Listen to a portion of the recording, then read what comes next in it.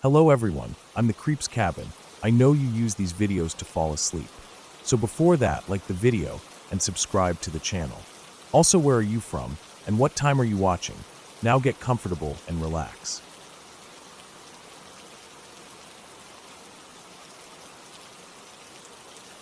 I was driving back from a short weekend trip in the mountains. It was a solo trip, just something I needed to do to clear my head. Life back in the city was starting to feel too noisy, too cramped, and I needed a break from the mess. I had left early that morning, hoping to beat the Sunday traffic, but I took a wrong turn coming down from one of the less traveled forest roads. I wasn't too worried at first. I had fuel, I had a power bank for my phone, and I figured I'd just turn back around once I realized where I'd gone off course. But I didn't realize it quickly enough. I was at least 2 hours off my planned route before it hit me that I'd messed up bad. I'd been driving through dense pine woods, narrow gravel roads that barely had enough room for one car, and the GPS on my phone had been bouncing between no signal and a spinning wheel for the last 45 minutes. I wasn't panicked yet, but I could feel my nerves starting to rise. There was no one else around. No other cars, no signs of houses, no trail markers. Just endless trees and a sky that was starting to get orange at the edges. The road started to slope downward into a valley, and I thought maybe that would help with signal.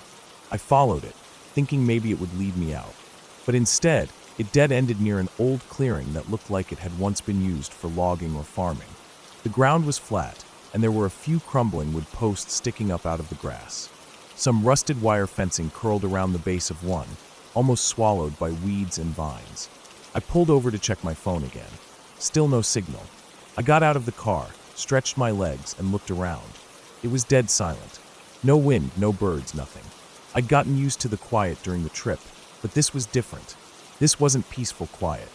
This felt like everything around me was holding its breath. I tried to retrace my route, but somehow, the turn I thought I took to get here wasn't where it should have been. Every path I tried led me in a circle or deeper into the trees. At some point, I gave up and decided to just camp in the car overnight and try again with fresh light. It wasn't ideal, but I had some snacks, a blanket, and enough fuel to keep warm if it got cold. By the time full darkness settled, I had backed my car into a corner of the clearing, facing out so I could drive straight if needed. I ate an energy bar, drank some water, reclined the seat, and tried to get comfortable. The crickets had started up again, which weirdly felt comforting. I dozed off sometime after midnight, but I didn't sleep long. I woke up to something tapping on the glass. It was faint, light, almost like a bug hitting the window, but it repeated, tap, tap, tap, then silence, then again. I sat up, heart racing. The windshield was foggy from my breath, and the temperature dropped outside, but I could still see out through it. The forest edge was pitch black beyond the reach of my headlights. I listened. Nothing. Then I heard it again, this time on the passenger side. Tap, tap. I leaned over, squinting through the side window. Could have been a branch, maybe something brushing against the car in the breeze. I turned on the engine to kick on the lights. There was nothing there. I sat still for a moment, engine idling, headlights pointed into the trees. I didn't see anything, but I couldn't shake the feeling that I wasn't alone anymore. I turned off the engine again, not wanting to waste fuel. The tapping didn't come back for a while. I started to drift again, but I never really fell asleep. My ears were tuned to every creak and rustle outside. And then I heard movement, not the breeze through the trees. This was something stepping, crunching softly on gravel and dead pine needles. Slow, deliberate footsteps. I sat straight up, staring through the windshield. The sound was coming from the left side now, off in the trees just beyond the clearing. I couldn't see anything, but I could hear the spacing of the steps. It didn't sound like an animal. Not a deer, not a raccoon, and definitely not a bear. It sounded like someone walking in boots. One slow step after the other, like they weren't sure where to go. I turned the engine back on and locked the doors. My hands were slick on the steering wheel. I kept the lights on, scanning every part of the tree line in front of me. Then the sound stopped. Just like that. No more steps. I waited, leaning forward, eyes darting between the gaps in the trees. Suddenly, I saw movement. Just a flicker. Like someone stepping back behind a tree trunk. My stomach dropped. I threw the car in reverse, backed up a little, and then turned it around to face the road I came in on. I didn't care if it was the wrong road. I just needed to be moving, away from this place. The road twisted tightly, and I couldn't go too fast without risking hitting something or getting stuck. I drove with both hands on the wheel, eyes wide, trying to follow the path out. After about 10 minutes, I realized the road was sloping upward again. That was good, right? I'd driven downhill to reach the clearing. If I could just get back to the ridge, maybe I'd get signal. But then the road split, and there were no signs. Just two narrow paths, both covered in the same gravel and weeds. I chose the one to the right, thinking it looked a little more worn, like it had more tire marks. I followed it for another 15 minutes. No signal, no houses, nothing. Then I saw something up ahead. Another car. It was parked off to the side of the road, half hidden under the trees. Looked like a dark blue SUV, older model, maybe early 2000s. The windows were dusty. There were dead leaves all over the hood. It looked like it had been there for a while. I slowed down as I passed it, curious. Then I noticed the driver's door was open. Just hanging open like someone had gotten out and never closed it. I didn't stop. Something about it felt wrong. I kept going until the road ended at another dead end. This time it was more overgrown. There were a couple rusted barrels and an old shed that looked like it had collapsed under its own weight years ago. This didn't make sense. I had been driving straight. I should have been going uphill. Instead, I was boxed in again. I backed up, turned around, and tried the other fork in the road. But my headlights caught something near the edge of the trees as I turned. A shoe. Just one. A faded sneaker, lying on its side in the dirt. My chest tightened. I didn't stop. I didn't want to know who it had belonged to. I drove back to the fork and took the left path this time. I drove faster than before. Branches scraped the side of my car, but I didn't care. I just wanted out. After another long stretch, the forest opened up a little. I saw a wide patch of ground that had been cleared of trees. There were the remains of a small cabin, just a few walls and a roof, no doors, no windows, like it had burned or rotted away. In front of it, I saw what looked like a tent. A modern one, bright blue, like something from a camping store. It was collapsed, like someone had left it half set up and abandoned it. I drove past without stopping. Every inch of my body was screaming that this place wasn't right. I kept going until I saw a metal gate across the road. It was rusted, chained shut, with a small "No Trespassing" sign hanging crooked on it. Behind it, the road looked more solid, like it had been paved once. I parked the car and got out. I was done waiting. I grabbed my pack, climbed over the gate, and started walking. I walked for over an hour. The road wound down toward a small valley. I started seeing trash, beer cans, an old mattress, things people dump when they don't want to pay landfill fees. Then I saw a house. It was small, single-story, and looked lived in. There was a truck parked in front, and a porch light was on. I stayed in the trees, watching it for a while. I didn't see anyone come or go, but the truck was clean and looked like it had been used recently. I didn't want to risk knocking. I still didn't know where I was or who lived out here, but I got a bar of signal on my phone. One bar, blinking in and out. I texted my brother my location. I dropped a pin and typed, "Lost. Need help. Here." Then my signal vanished again. I waited. I didn't want to go back. I sat in the woods, just out of sight, and waited. Almost 2 hours later, I heard a car. A real one. A sedan, not a truck or an SUV. I stood up, heart racing, and moved toward the sound. It was my brother. He had gotten the text. I ran out onto the road. His headlights hit me, and he slammed the brakes. I waved and shouted. He jumped out, ran over, and hugged me hard. I didn't cry, but I could have. We didn't stay. I told him I'd explain later. He didn't ask anything. We got in and drove, back toward a real town, a gas station, and the rest of the world. Later, when I told him what had happened, he looked it up. The area I'd been lost in wasn't even on most maps anymore. Used to be a small logging town there in the 1950s. They'd pulled out after a landslide cut off access. People had squatted there on and off since. Strange reports, disappearances, a few old missing person cases, but no one had followed up. No one really went out that way anymore, and I never will again.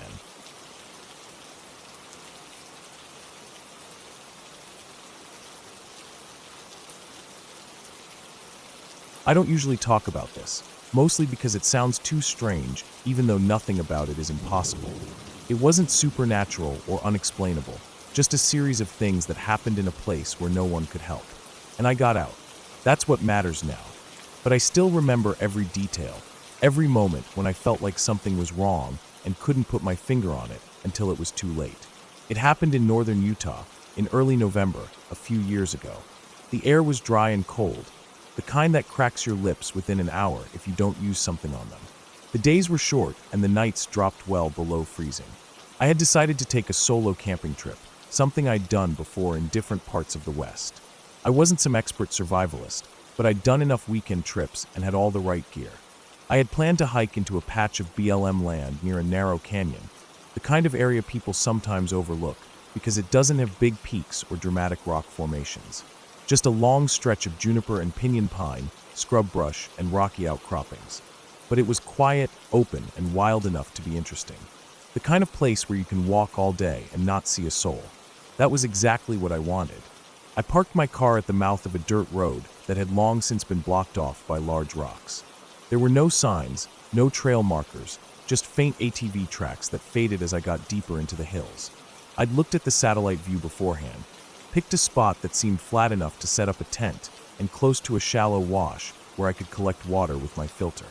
The area was far from any towns, maybe 60 miles from the nearest gas station, and didn't have cell service. That part never bothered me before. I liked being unreachable.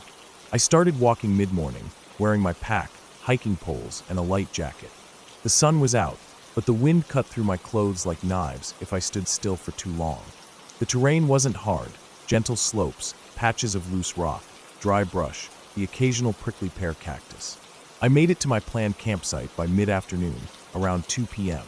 The wash nearby was mostly dry, but had a few standing pools of muddy water trapped between smooth boulders.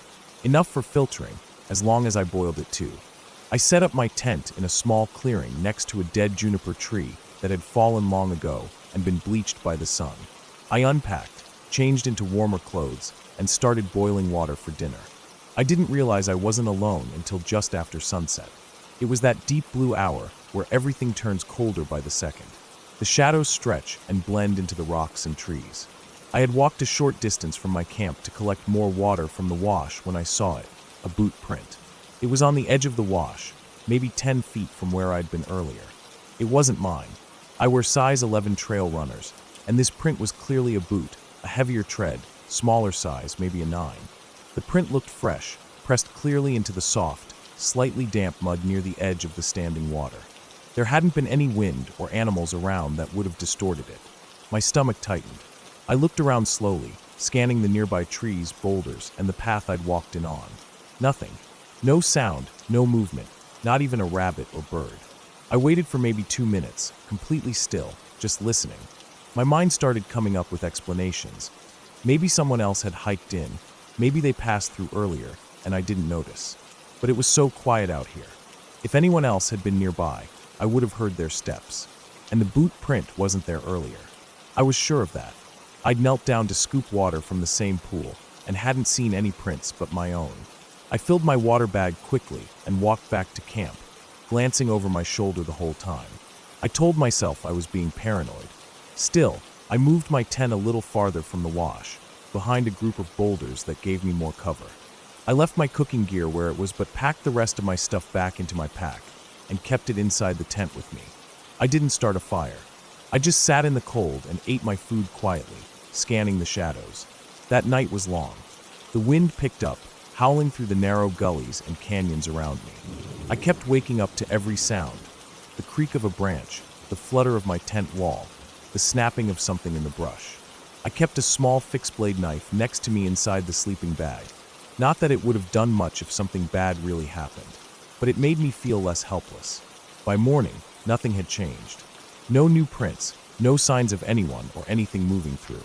I waited until the sun had fully risen, packed up my gear, and decided to hike farther in. I didn't want to go back toward the trailhead yet, but I also didn't want to stay near the same spot. I figured if someone had passed through, they were probably heading in another direction.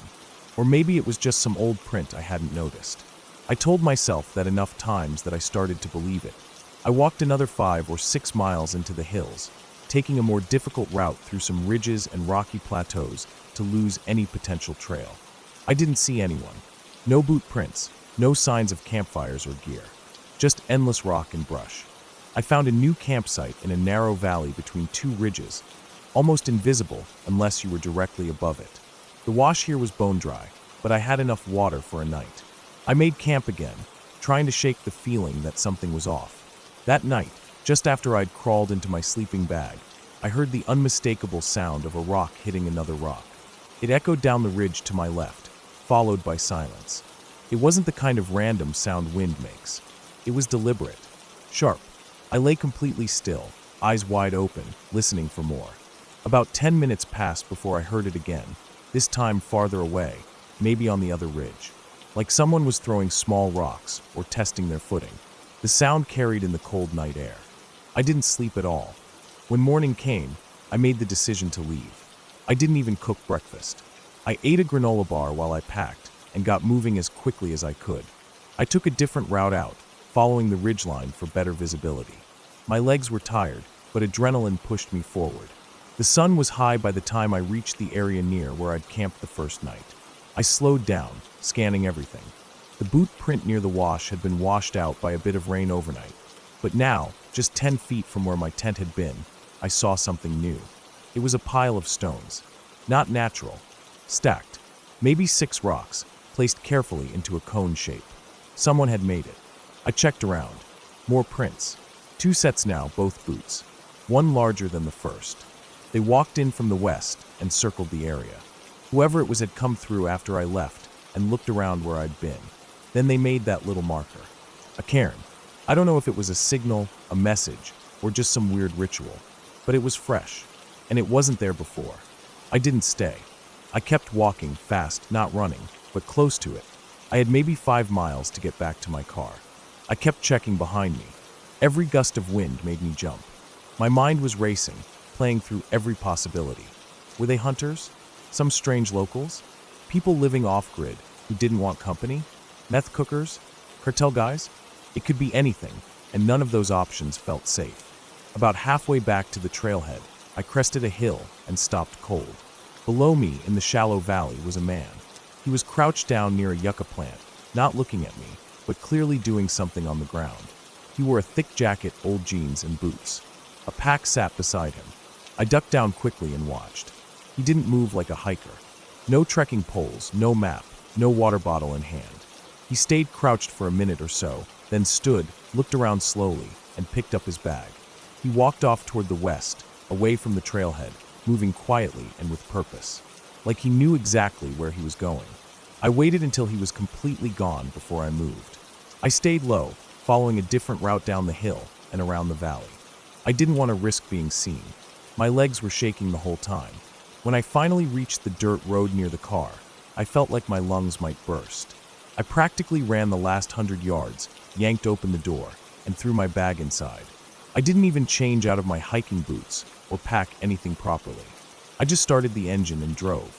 I didn't look back. That night, in a cheap motel 2 towns over, I laid awake again, listening to normal sounds. Cars on the road, people in other rooms, the heater clicking on and off. I kept thinking about the boot prints, the stacked rocks, the man in the valley. None of it was supernatural. None of it was impossible. But the fear I felt out there was real. Primal. Like I was being watched, studied. I reported it anonymously to the BLM office. Just in case. Gave them the GPS coordinates. Told them what I saw. They didn't follow up. Probably nothing they could do. I haven't gone back since. I still hike, but not alone. Not out there.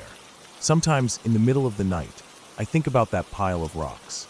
I wonder if it was just a coincidence. Maybe some harmless backpackers doing their own thing. But it didn't feel like that.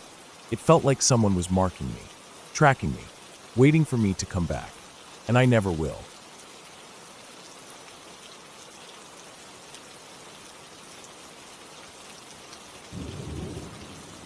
Alright, here's the full-length, first-person realistic scary story based on your scenario.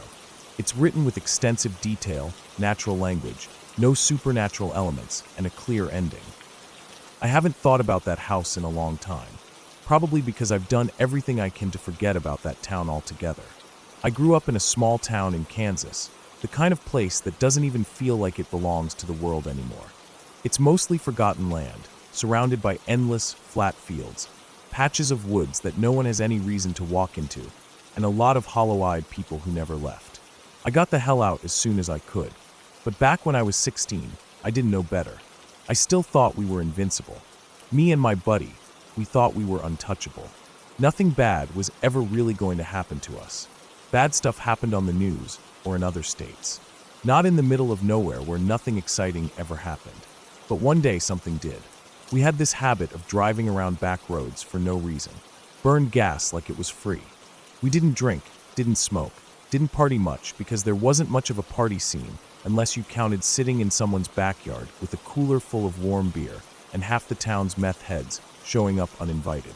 So we drove, sometimes for hours. Down roads we knew, down roads we didn't. That day it was hot. Summer was just starting to bite down. The kind of heat that makes your shirt stick to your back and the steering wheel too hot to touch without burning your fingers. We had the windows down because the AC in my old truck didn't work anymore. The air outside didn't help much. It just moved the heat around, swirling the smell of dust and dead grass through the cab. He was the one who spotted it. My buddy. A house, sitting maybe 100 feet back from the gravel road. We almost missed it. Trees and brush had grown up thick around it, like the woods were trying to swallow it. The roof sagged in the middle, and the paint had long since peeled away. The windows were shattered out, dark holes looking back at us like eyes. It didn't look like anyone had been there in years. We stopped, just sat there for a second, both of us looking at it. Something about it felt off, but we were bored and dumb. So we pulled the truck off to the side of the road and decided to check it out. Walking up to it, the grass was tall and dry, scratching at our legs. There were tire ruts leading up to the house, but they were old, faint, almost covered again by grass. I remember thinking, this place is totally dead. I was wrong. The front door was stuck, like really jammed in the frame. We tried pulling at it, jiggling the handle, pushing a little. No luck. I should have taken that as a sign to walk away. But we didn't. We ended up throwing our shoulders into it one at a time until it cracked loose and creaked open. The sound of it groaning open still plays in my head sometimes. The smell hit me first. Chemical. Sharp. Not like bleach or cleaning products. More like a mix of something burnt and something industrial. It was faint, but it stung when I breathed in just a little. My nose and the back of my throat itched.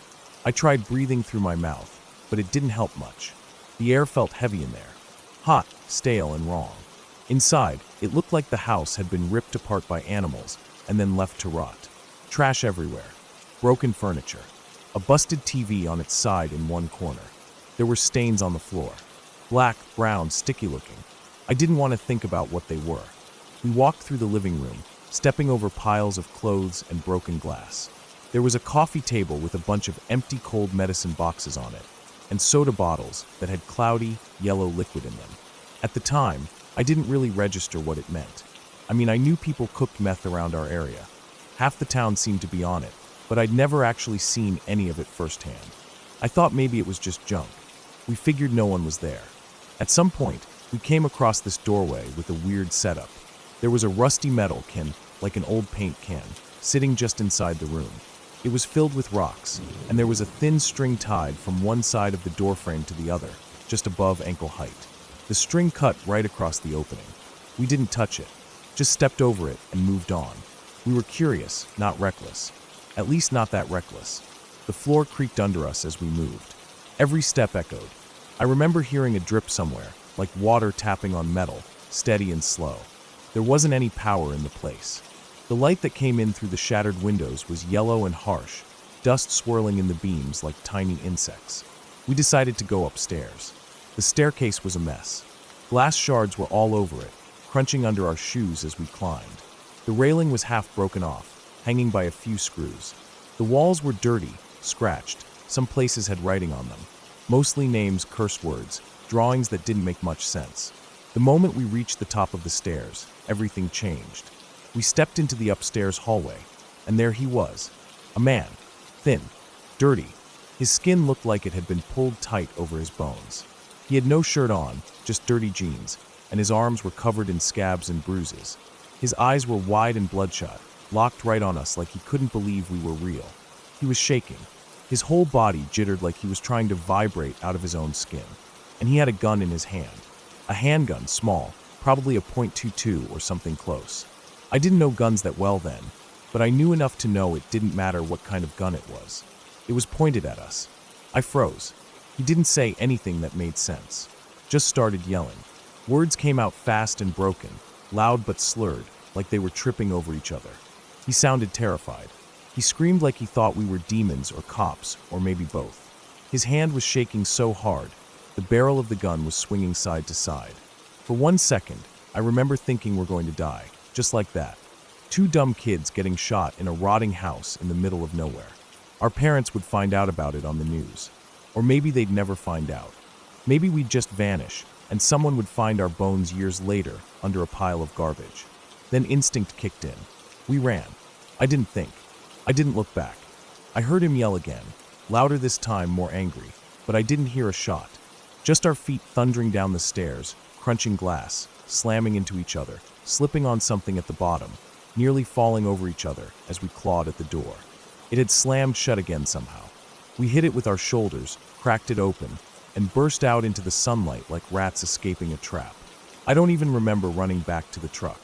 I just remember starting it, dust flying behind the tires as we peeled out, the engine roaring like it had life of its own.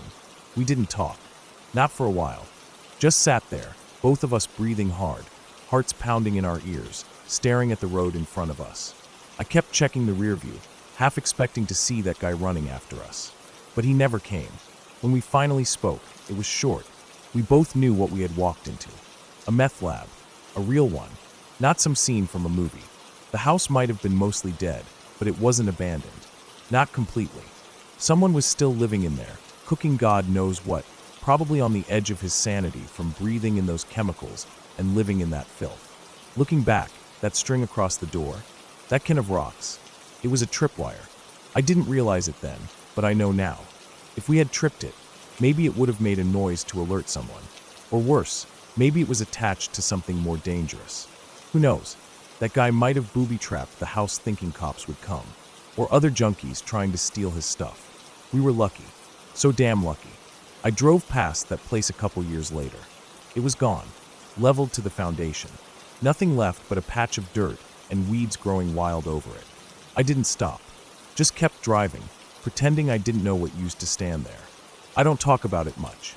Most people wouldn't believe it anyway, or they'd just roll their eyes and say we were idiots. And they'd be right. We were. But we were also just bored kids in a dying town looking for something to make us feel alive. We found it, and it nearly got us killed. That's the scariest thing that's ever happened to me. Not ghosts, not monsters, just a real person, real drugs, and a real gun. And the dumb luck of walking away without a bullet in our backs.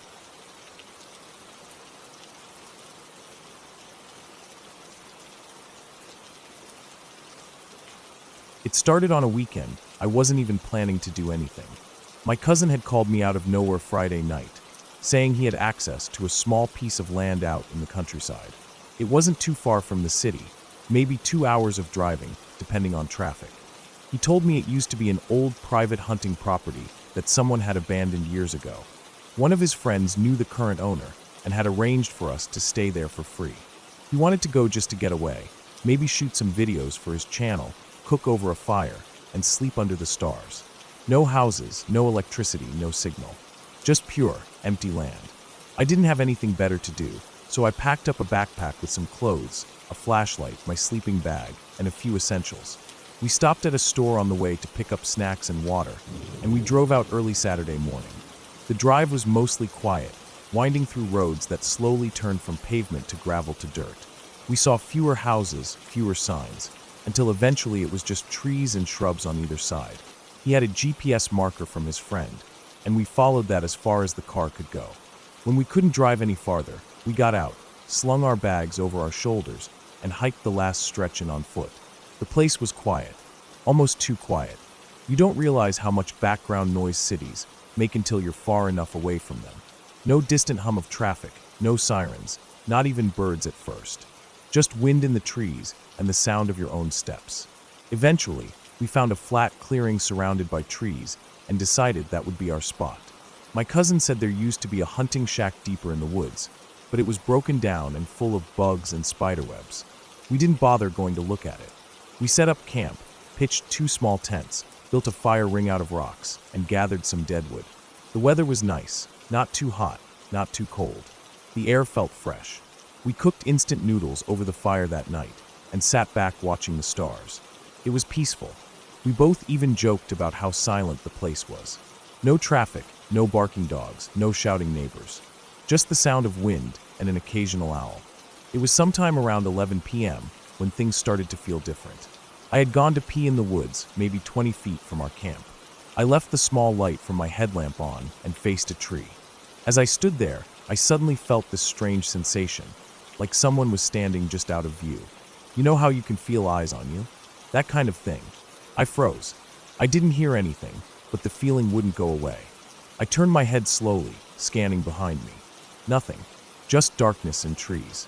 Still, I hurried back to the fire without saying anything. My cousin had already crawled into his tent. I sat there by the fire for a bit longer. I kept glancing into the woods. I told myself it was just me overthinking, being a city guy in the middle of nowhere. The fire was starting to die, so I tossed on a couple more sticks and decided I should sleep too. The woods weren't silent anymore. As I crawled into my tent and zipped it closed, I could hear this faint crackling sound. Not fire, not wind, something else, like sticks snapping slowly one at a time. I laid still in my sleeping bag, trying to hold my breath and listen. It was faint, and it stopped for a while. Then I heard it again. Not constant, just one crunch here, then silence. Then again, always in a different spot. I told myself it was animals. A raccoon maybe, or a deer. But the movements weren't natural. They didn't seem like a creature walking calmly. It was more like someone trying to be quiet, but stepping on twigs now and then. I laid there for what felt like an hour. I eventually fell asleep. When I woke up the next morning, everything seemed normal. Birds were chirping. The fire pit was cold. My cousin was already awake, stretching outside his tent. I asked if he heard anything weird last night. He said no. I let it go.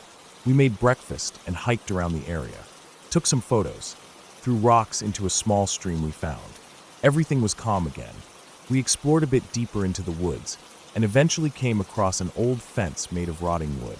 It was broken down in several spots. Behind it was a wide, open section of dead grass with tree stumps poking out here and there. It looked like it used to be cleared land, maybe where hunters set up tree stands. It had long been taken over by weeds. There was a weird feeling there, though. Even in broad daylight, it didn't feel right. Something about how quiet it was. Even the birds seemed to avoid that part. I didn't mention it, but I was glad when my cousin said we should head back to camp. That night, we stayed up later. The stars were even clearer. We made some tea and ate chips, sitting close to the fire. Around midnight, we both started to get tired. He went into his tent first. I stayed up just a little longer, tossing a stick into the fire now and then. Then I heard it again. Crunch. I froze. The same sound from the night before.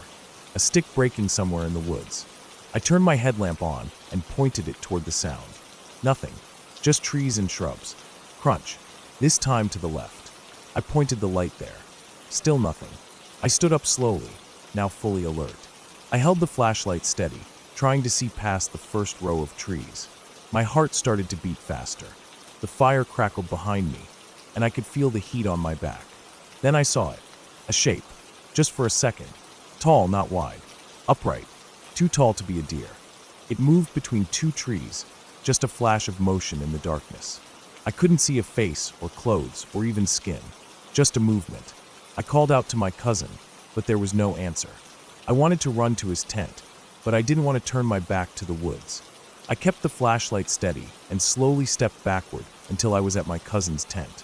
I knocked on it hard until he finally unzipped it and looked up at me, groggy and confused. I told him something was moving out there.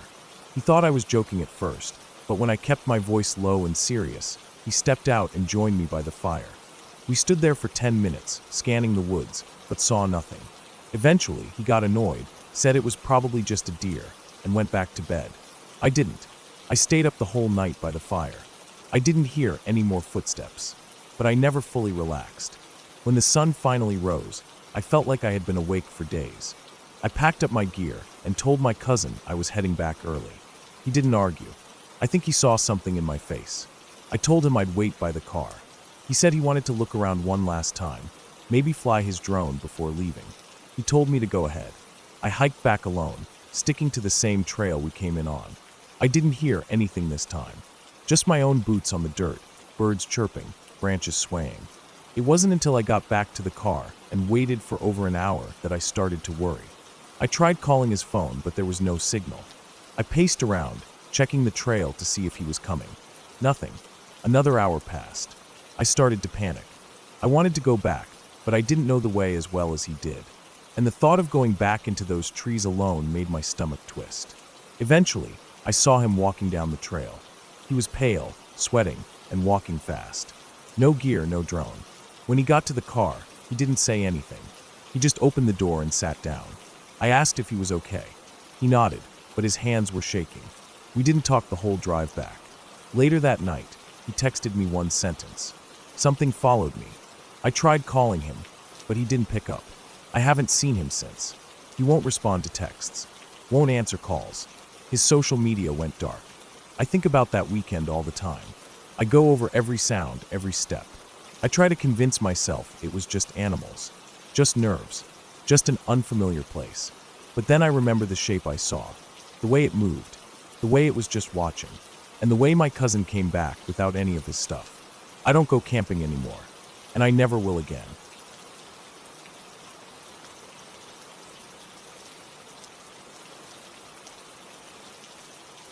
Stephen had just turned 30, and we wanted to make sure it was a birthday he wouldn't forget. We planned the party for 2 weeks, nothing fancy, just a solid group of people, enough booze to drown a horse, a cake I baked myself, and balloons that Stephen insisted on even though he acted like he didn't care about turning 30. We smoked a little weed, blasted music, played drinking games, and let the night unravel however it wanted to. I remember it being one of those parties where everything felt a little warm and blurry, not because I was too drunk, but because the atmosphere was just so good. People were laughing. There was loud music and bodies moving through the living room, bouncing from conversation to conversation, from joint to bottle, from dance floor to the couch. It was one of those nights that felt endless until it wasn't. It started winding down when one of Stephen's friends said he'd give Stephen $100 if he came with him to the casino to gamble it. Just like that, Stephen was hyped. I remember him grabbing his shoes like it was the most exciting idea he'd ever heard.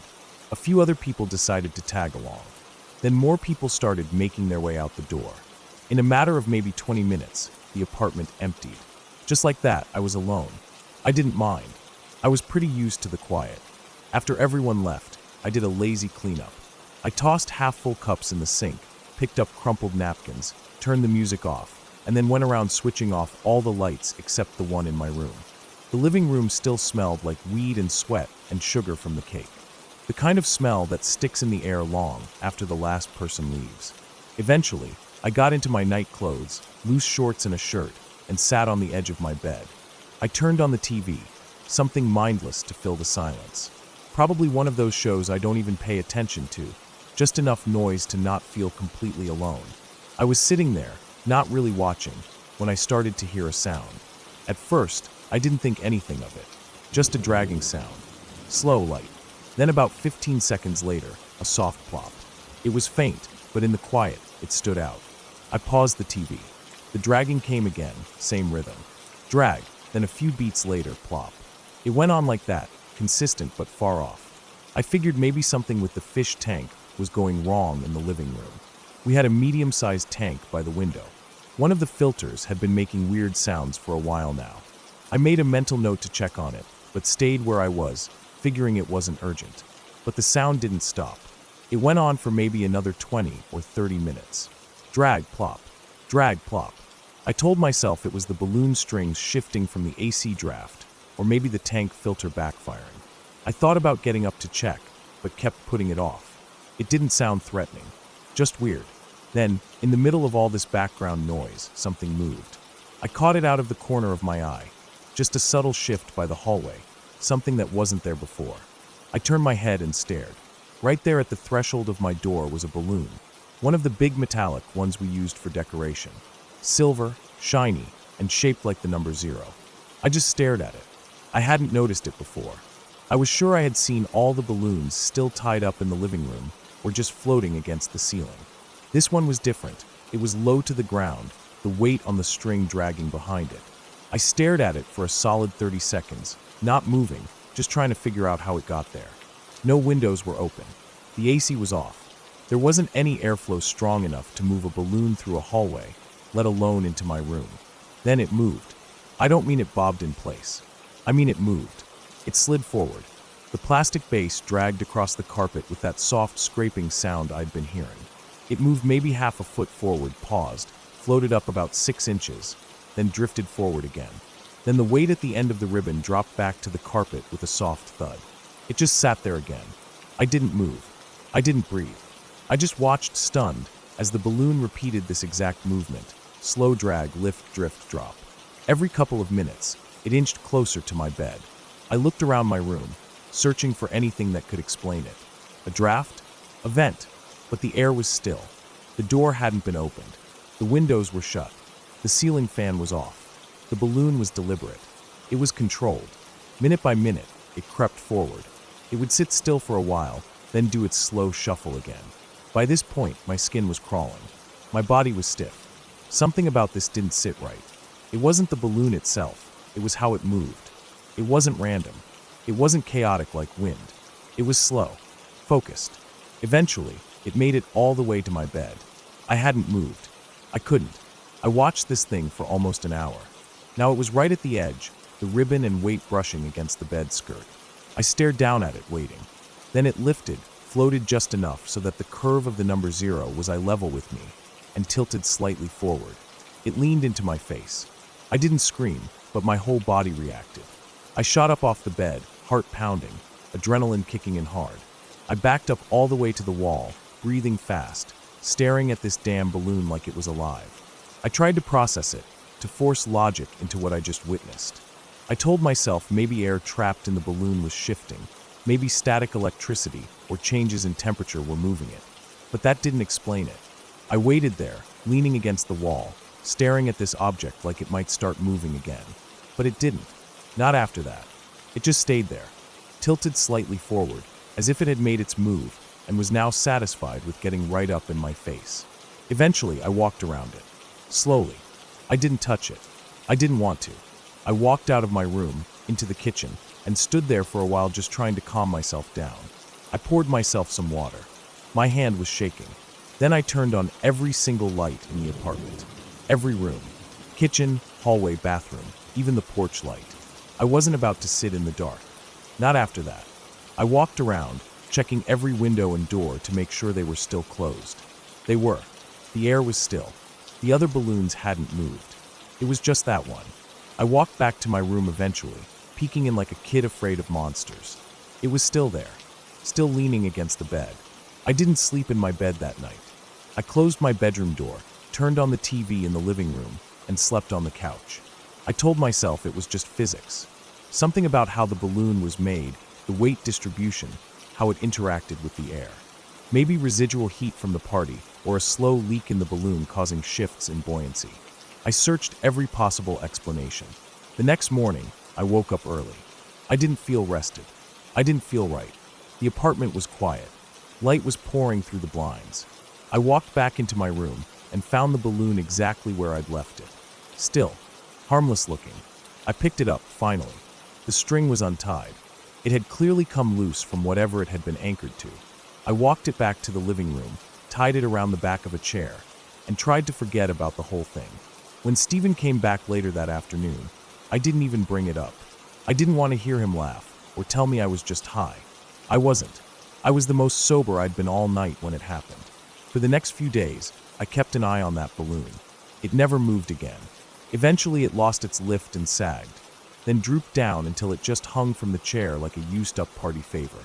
But I never forgot how it moved that night, how it dragged itself through the hallway, slow and steady, how it made it all the way to my bed and leaned in like it had something to say. I still don't have a clean explanation. I tell myself it was just coincidence, a strange mix of air currents and timing, that I was tired, maybe a little paranoid from the weed. But deep down, I know what I saw. I know how it moved. And even now, long after the party's over and the apartment is quiet again, I still feel uneasy when I see helium balloons. I don't trust them. Not after that night.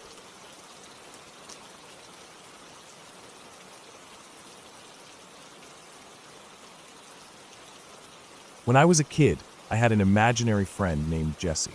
I don't remember much about him now, just little flickers of things.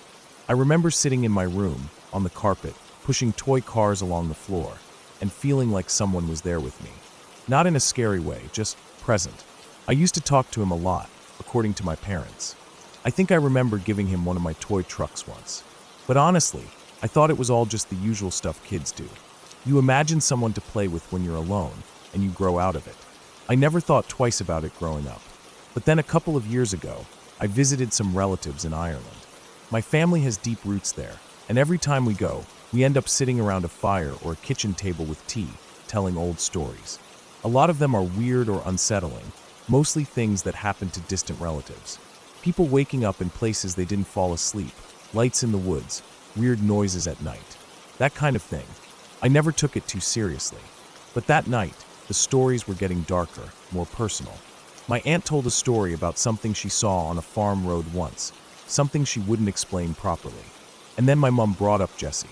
She said it casually, like it was just another odd thing from the past. She said, "Remember when you had that imaginary friend, Jesse?" I blinked. The name felt familiar, but distant, like a word in a language I hadn't spoken in years. I said I kind of remembered, but I thought it was just a game I played with myself. Then she started filling in the blanks. She said she never understood why I called him Jesse.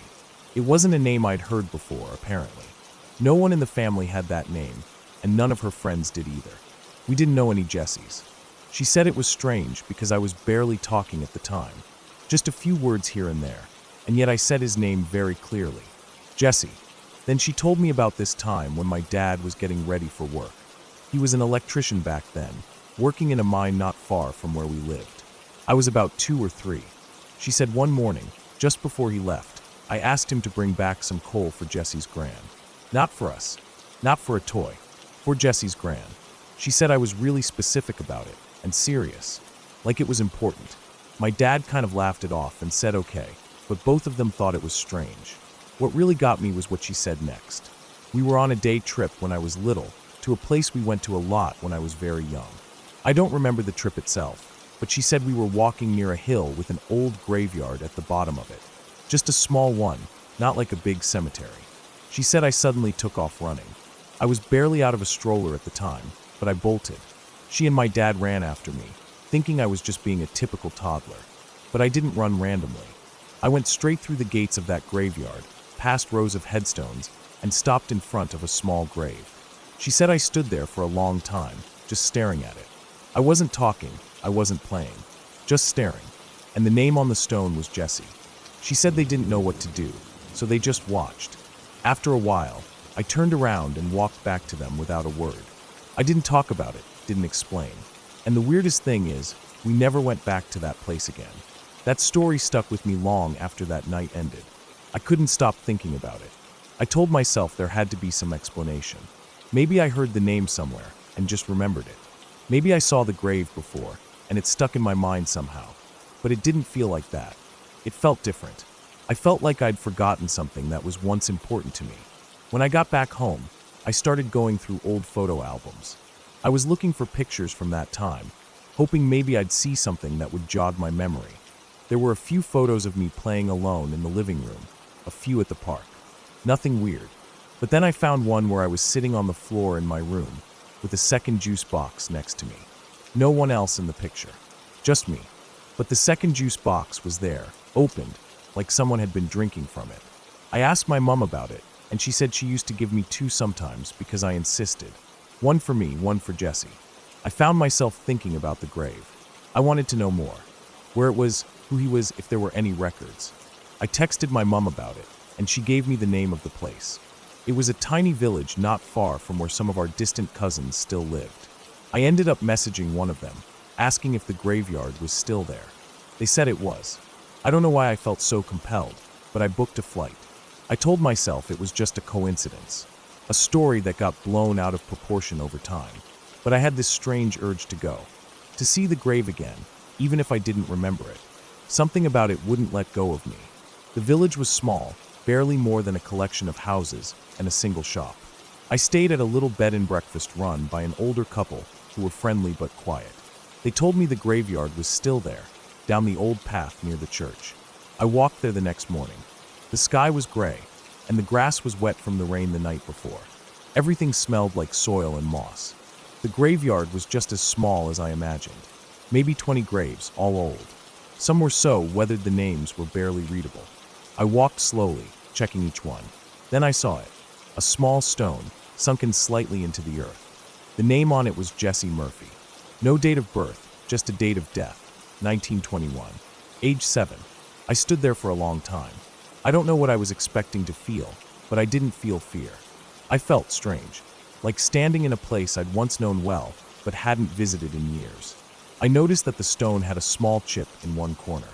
For some reason, I reached out and touched it. The stone was cold and rough. I tried to find more information. I checked local records, asked the caretaker of the church nearby, even looked in some old newspaper archives. Jesse Murphy had died of scarlet fever, one of several children who died in the area that year. His family had lived nearby. His grandmother had lived alone in a cottage not far from the village. According to a faded record in a library ledger, she used to heat her home with coal. I left Ireland feeling unsettled. Not scared, exactly, but heavy. Like I was carrying something back with me that I didn't pick up on purpose. For weeks after that, I found myself waking up in the middle of the night and staring at the dark corners of my room. Not because I thought I saw something, but because I felt like something was missing. Like I'd forgotten to bring someone back with me. I stopped talking about Jesse after that. I didn't tell many people what I found, not because I was afraid they wouldn't believe me, but because I wasn't sure what I believed myself. It didn't feel like a ghost story. It felt like a gap in time had opened up, just for a little while, and I had stepped into someone else's life without meaning to. And maybe, just maybe, someone had stepped into mine. I think about Jesse sometimes, not like a child remembering a game, but like someone thinking about an old friend they lost touch with. I don't remember what his voice sounded like. I don't remember his face, but I remember the feeling of not being alone, of sitting on the floor of my room with the sense that someone was beside me, even if I couldn't see him. Was he real? I don't know. Maybe I was just a lonely kid who made up a friend and stumbled into a coincidence years later. Or maybe memory works in ways we don't fully understand. Maybe there are pieces of us that reach backward or forward, touching lives we don't remember living. Maybe some friendships don't end, even when one of you forgets they ever began. All I know is that I'll never hear the name Jesse the same way again. And sometimes, when I see a second juice box sitting somewhere, unopened, I still feel like I'm not entirely alone.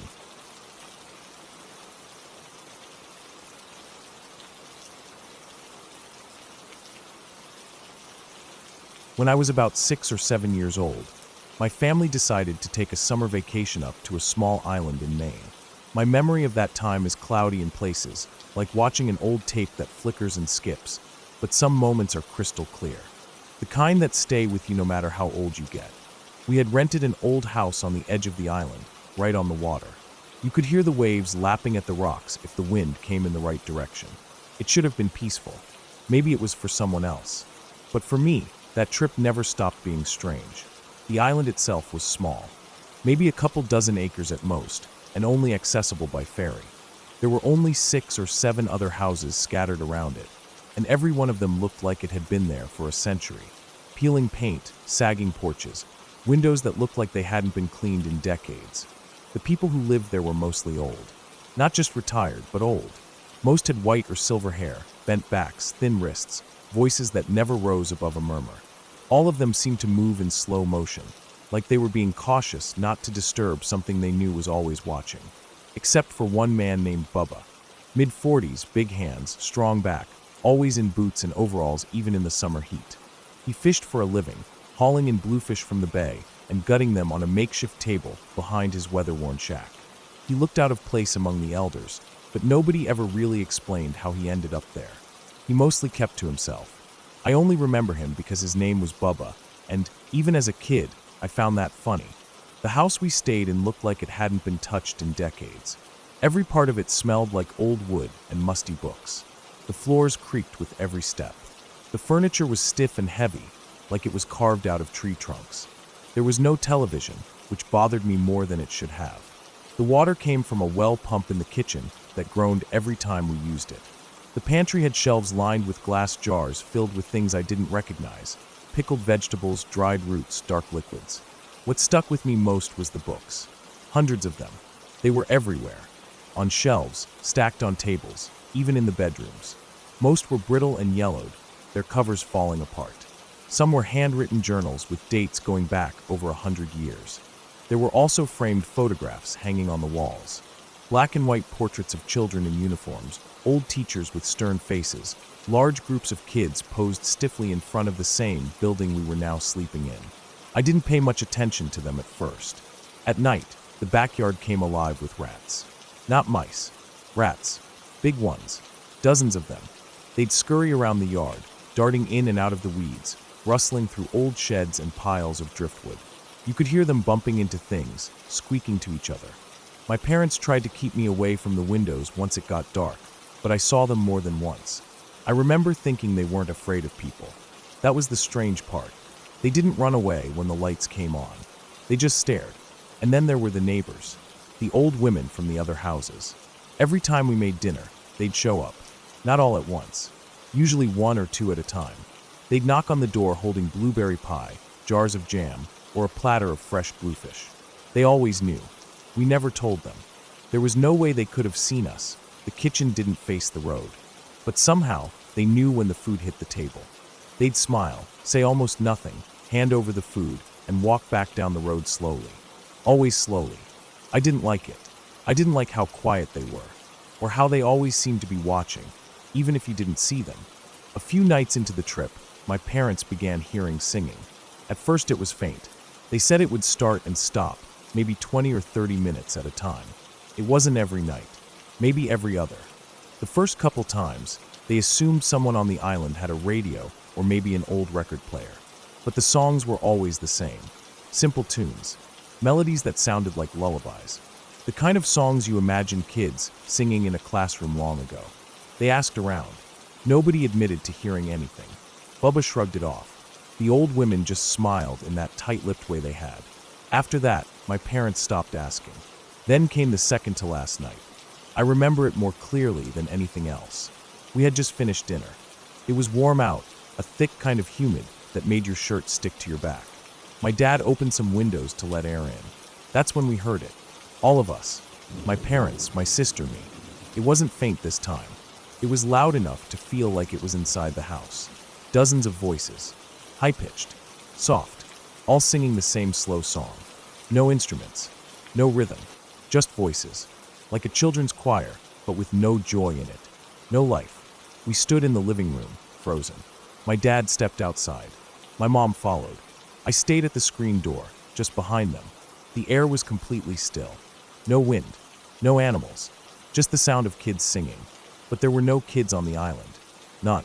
Only old people. I knew that. Everyone knew that. We couldn't tell where it was coming from. It echoed in a weird way, bouncing off the water, the trees, the houses. It sounded like it came from everywhere and nowhere. We walked down the road a bit, but there was nothing. No lights. No movement. Just that slow, steady singing. Then, just like that, it stopped. The silence afterward felt heavier than the song, like the island was holding its breath. The next day, my dad spent most of the morning in the house's little library.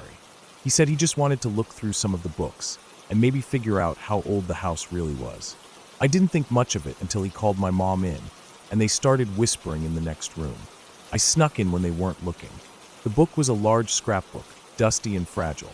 The cover had peeled away in places. Inside were newspaper clippings, old photos, handwritten notes. Pages and pages about a school that used to be on the island. Our house. Back in the early 1900s, it was the only school on the island. There were pictures of the students, teachers, school plays, newspaper articles. One page in particular had a full photo of a boys' choir. Maybe 20 kids, all in matching uniforms, standing on the front steps of the building. The same steps that now led to our porch. The faces were blurry, the kind of blur that came from a bad camera and too much age. But the expressions, those I remember. None of them smiled. I remember my mom covering her mouth and turning away. My dad just stared. The caption under the photo said, "Spring Choir Recital, 1923. We left the next day. Packed up early. Caught the first ferry off the island. I don't remember us saying goodbye to anyone. I don't remember seeing any of the old women or even Bubba. It was like the island emptied out the night before. That trip stuck with me. For years. I've never gone back. Never asked to. My parents don't talk about it. Not even when I brought it up later. They act like it never happened, or like it wasn't a big deal. But I know what I heard. I know what we all heard. I know what we saw in that book. And I still wonder about that singing. Not what caused it, but why it stopped.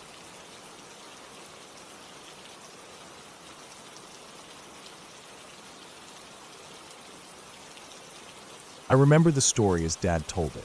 Even now, it sends chills through me. Memory alone is enough to make my skin crawl.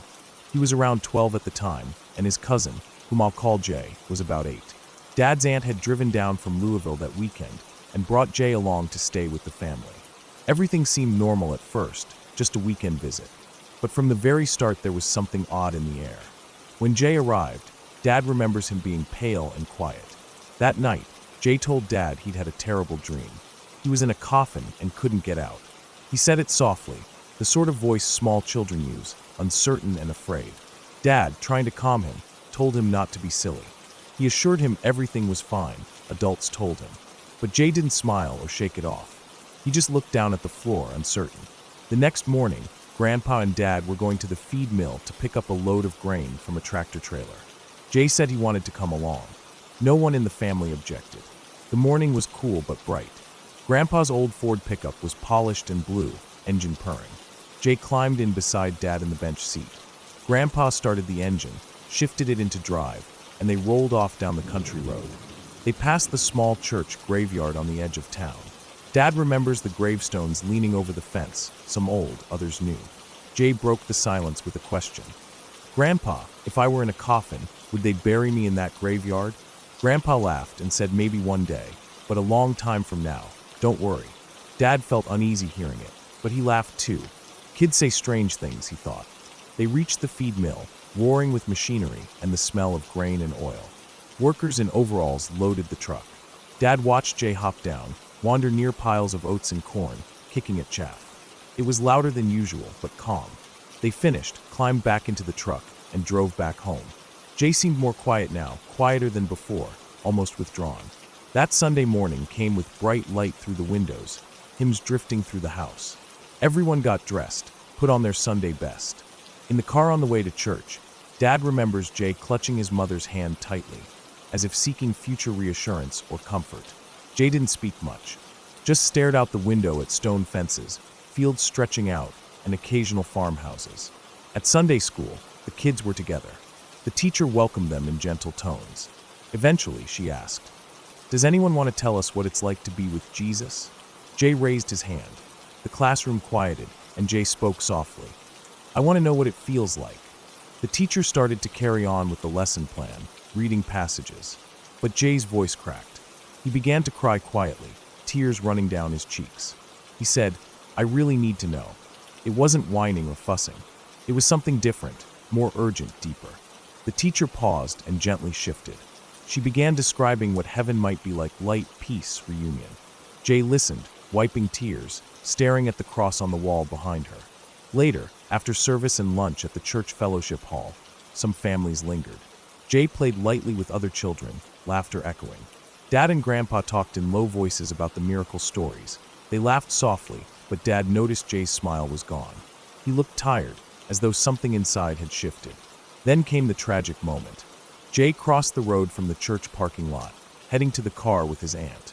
A car came unexpectedly from around a corner. The driver didn't see the child. It happened too fast. Dad and Grandpa both saw it, rush in horror. Jay collapsed. By the time someone reached him, it was clear he wouldn't survive. They tried, but he was gone. Just like that. It wasn't ghosts or fairy tales. No monsters hiding under the beds. It was real life, unpredictable and awful. Dad says Jay seemed to know. That dream the night before. The question at the graveyard. The longing in Sunday school. So many small signs. Jay wasn't morbid or wanting attention. He was a child caught between dreams and reality, maybe sensing something he couldn't name. Dad says the way Jay asked, quiet but unwavering, "I want to know what it's like to be with Jesus." It felt like he was saying goodbye. In the days after, the family gathered. The house was full of cousins, aunts, uncles, voices hushed. Dad remembers staring at Jay's empty bed, the quilt folded perfectly. His aunt sat quietly staring at the window. Jay's mother wept in soft sobs. Grandpa's shoulders shook with grief. But everywhere, people spoke in low tones. About souls, about how a child who asked to know heaven might have slipped through the veil early, before pain. Dad now tells me it gives him the shivers. Because when he laid eyes on Jay, there was a light in them during Sunday school, as though he'd already glimpsed something no adult sees. And the dream, and the question in the graveyard. They weren't toys or random words. They were warnings or farewells. He says he doesn't feel haunted. He doesn't believe in ghosts or supernatural hauntings. But it leaves a cold knot in his chest whenever he thinks. A child asked what heaven was like, and hours later, he was taken. In my own days, I see fields and country churches, and I think of Jay. I imagine that day, bright, peaceful, silent messages, but the ending was sudden. No fantasy. Just one innocent life ended too soon. Dad and Grandpa still mention it sometimes, each time in soft tones, voice-catching. They speak as if still hoping to understand. And for them it's more than grief. It's the memory of a boy who seemed to know his time was short, but braved it with simple words. I want to know. There's no ghost at the graveyard, no whispering voices at night. Just the memory of a child who had a dream, asked a question, and disappeared before any of us expected. The ending is clear. Jay died that Sunday, hit by the car. Life moved on for everyone else. But for Dad and Grandpa, and for my family, part of them stayed in that moment. Jay's final question still echoes. A child asking to know what heaven is like. That's the story.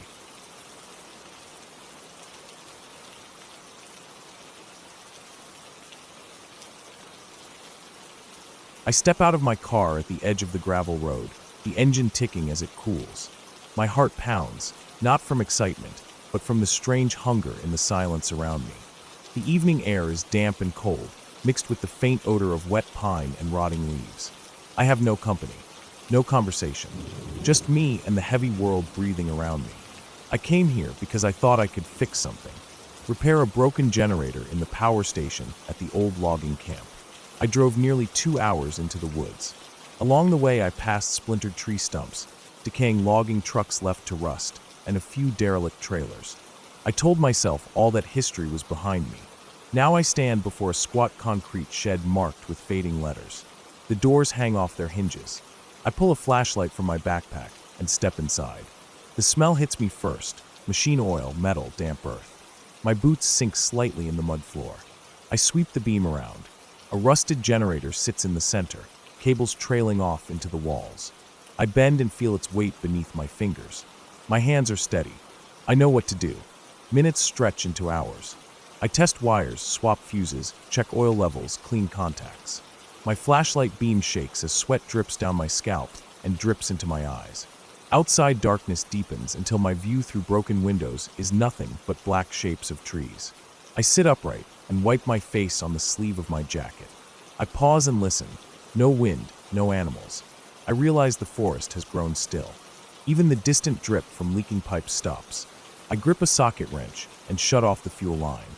I flick the switch. The generator hums, easing into life. The hum bubbles into a steady growl. Lights in the shed flicker on. A soft flood of electricity. Relief washes through me. Then something snaps. I freeze. The machine sputters, the hum stutters. In that interruption, I catch it, a sound outside. Something heavy brushing against the chain link fence around the clearing.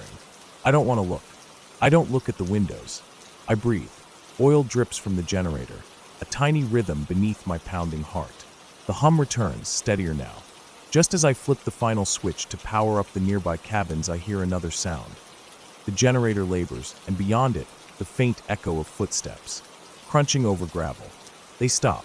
The world holds its breath. The generator hums. My hands are wet. I taste iron in my mouth. I stand, reluctantly, and step out into the night. Rain has started to fall, tiny cold drops on my face. The floodlight above the station flicks on, a halo of pale yellow, jagged through the darkness. The cabins that line the clearing glow, windows dark, doors closed. I never saw anyone living here. Now at least the light is on. At least there's warmth somewhere close. I carry my backpack behind me and head toward the nearest cabin. The rain picks up. My footsteps slip in mud. My flashlight's additional beam slices through the downpour. I reach the door, let myself in. It's empty, clean enough. The soft drip of rain through a crack in the roof. A wooden table, a metal bed frame. I plug in a small heater. It sputters to life with a faint glow, a whining cough. Warmth spreads slowly. I close the window shutter, not wanting to look outside. I breathe, listening to the heater and the rain and hope. Then I step over to the small kitchen counter and open my lunch bag. A sandwich gone cold. A bottle of water. The lights flick inside the cabin as power takes hold. For a moment I'm so relieved I almost laugh. Outside there's no more music of footsteps. The rain masks everything. I think, if something was out there, maybe it moved on. Maybe it never came this close. I sit and eat slowly. Every bite tastes of exhaustion and triumph. I finish both sandwiches. I wash my hands with cold water from a rusty pipe. I decide to stay. I climb into the bed and unzip my coat. It's too loud. I toss it neatly on the box springs. I lie down and stare at the ceiling boards. Rain drips steadily overhead. The heater hums below. My heartbeat slows. The cabin now feels safe. Electricity hums, warmth persists. I close my eyes. I let my muscles unwind. I let the silence fill me. In the early hours, morning light seeps under the shutter slats. The storm has passed. I open the window to clear air. I see deer tracks in the mud near the door. A rabbit hopped away this morning. Nothing human. The forest is alive again, normal sounds of birds and rustling leaves. I step outside wearing my boots again. The gravel road glistens. I see the generator still purring behind me. I breathe in the fresh air. I walk back to the shed and check the machine again. Everything holds. No odd noises, no broken cables. I shut down the generator when I'm done. I lock the shed's old metal door as best I can. I look at the cabins bathing in sunrise. Then I walk back to my car, boots splashing in puddles, rain-damp air filling my lungs. I unlock my car, climb in. I feel safe. I feel good. I start the engine. It turns over smoothly. I drive up the gravel road to the asphalt and toward home. The mystery of those footsteps, whatever they were, remains unanswered, but they did nothing, made no contact. I take one last look in the rearview mirror as the sun climbs above the trees. The camp, dark cabins, and silent shed recede behind me. I breathe out. I made it through. I fixed what needed fixing. I'm alive.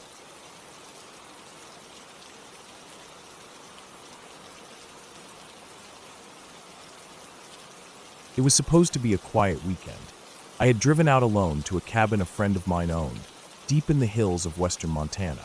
He had offered it to me for a few days after hearing how burned out I was from work. I'd been living in the city for too long, drowning in noise and artificial light. The idea of silence, real silence, had started to sound like heaven.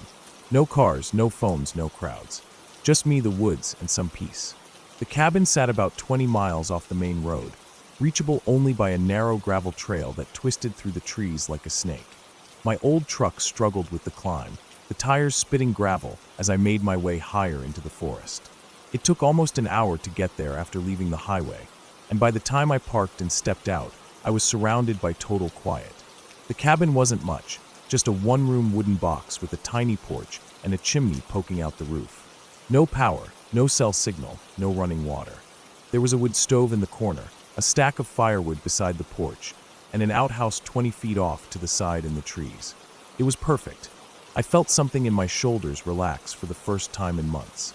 The first night was uneventful. I lit some candles, warmed up soup on a small camping stove, and sat on the porch in the dark, listening to the sounds of the forest. Crickets, the wind in the trees, the occasional snapping branch. I couldn't see anything past the edge of the clearing, just blackness. But I didn't mind. It felt peaceful. I went to sleep early and woke up around dawn. Birds were chirping. The air smelled fresh, cold, and clean. I took a short walk through the trees, keeping to the narrow path that wound up the hill behind the cabin. I wasn't going far, just getting my legs moving. The forest was dense and old. Tall pines, thick underbrush, and moss-covered rocks. It had that heavy quiet you only get in deep woods, where sound seems to vanish into the trees. I spent the day chopping a bit of firewood, reading an old paperback I'd brought, and taking another walk in the afternoon. I didn't see a single person, car, or plane all day. That was part of what made it strange when I noticed something that evening that hadn't been there before. I had stepped out onto the porch to grab more firewood when I saw a set of footprints in the dirt. They were clear, fresh. Hiking boots, maybe a size or two bigger than mine. They came from the direction of the trail and stopped a few feet from the porch, then turned and went back the way they came. There were no vehicle tracks, no other signs of someone coming through. I hadn't heard anything either. I just stood there for a while, staring at them. Something about it bothered me. I told myself it could have been a hunter or someone hiking through. Maybe they saw the cabin and came to check it out, then left. But why not knock or call out? Why just approach and then leave without making a sound? I walked around the clearing, checking the edges of the trees, looking for more tracks, but saw nothing else. When I followed the footprints back toward the trail, they only went a short distance before vanishing into harder ground where the dirt turned to gravel. That night, I locked the cabin door and kept the fire burning late. I didn't sleep well. The next morning, I felt tired and on edge. The silence that had felt peaceful before now seemed heavy, almost pressing. I kept thinking about those footprints. Around mid-morning, I decided to hike a bit farther out, just to clear my head. I followed the trail past the hill and into a deeper part of the woods I hadn't been before. It was steeper there, rockier. I walked for maybe 40 minutes before I realized I was being watched. It wasn't a sound or a sight, just that feeling, the one you get when someone's eyes are on your back. I stopped, looked around. Nothing, but the feeling didn't go away. I kept walking, slower now, ears straining for any sound. After another few minutes, I heard something behind me, a faint crack, like a twig snapping under a foot. I turned fast. Nothing again, just trees and silence. But I knew what I heard. I stood still for a long time, listening, staring at the trees. I didn't see anything move, but every instinct I had was telling me I wasn't alone. I slowly started walking back, trying not to make too much noise. Every few steps, I stopped and listened. I never heard anything else. But I also didn't shake that feeling. When I got back to the cabin, I checked around again. No new footprints. No signs of anyone. But I couldn't relax. I stayed inside the rest of the day. That night, I didn't sleep at all. I kept thinking I heard things moving outside. Maybe animals, I told myself. But I kept the fire going, just in case. The next morning, I made up my mind to leave. It wasn't fear exactly. More like my nerves were too fried to enjoy being out there anymore.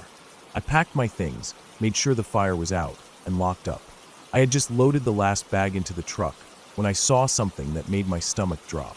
There was something tied to a tree about 20 feet into the woods, just off to the left of the clearing. I hadn't seen it before. It looked like fabric. I walked over slowly. As I got closer, I saw it was a strip of flannel shirt, torn and knotted around the trunk of the tree. Below it, scratched into the bark, was a simple message. Leave. That's all it said. The letters weren't carved deep, but they were clear and fresh. No moss, no aging. It had been done recently. I backed away and got in the truck without looking back. I drove faster than I should have down the trail, the gravel spraying out behind the tires. I didn't slow down until I hit pavement. When I reached the nearest town, I pulled into a gas station and sat there for a while, hands shaking. I looked at my phone and saw I had full bars again. I considered calling someone, maybe the local sheriff. But what would I say? Someone walked near my cabin, scratched a word into a tree. It didn't seem like much. Still, I reported it to my friend when I got back. He said he hadn't been up to the cabin in months, and no one else had keys. He seemed unsettled, said he might go check it out later himself. I didn't ask him if he ever did. I haven't been back there since. I don't know who was watching me out there, or why they left that message. But I've thought about it often. About the silence, the feeling of being watched, the footprints that led up to my door. Somewhere in those woods, someone knew I was there. Someone got close. Close enough to see me. Close enough to leave a message. And they never said a word. They just waited, watching from the trees, until I got the hint and left. Maybe they were just warning me. Or maybe they were hoping I'd stay longer. I didn't wait to find out.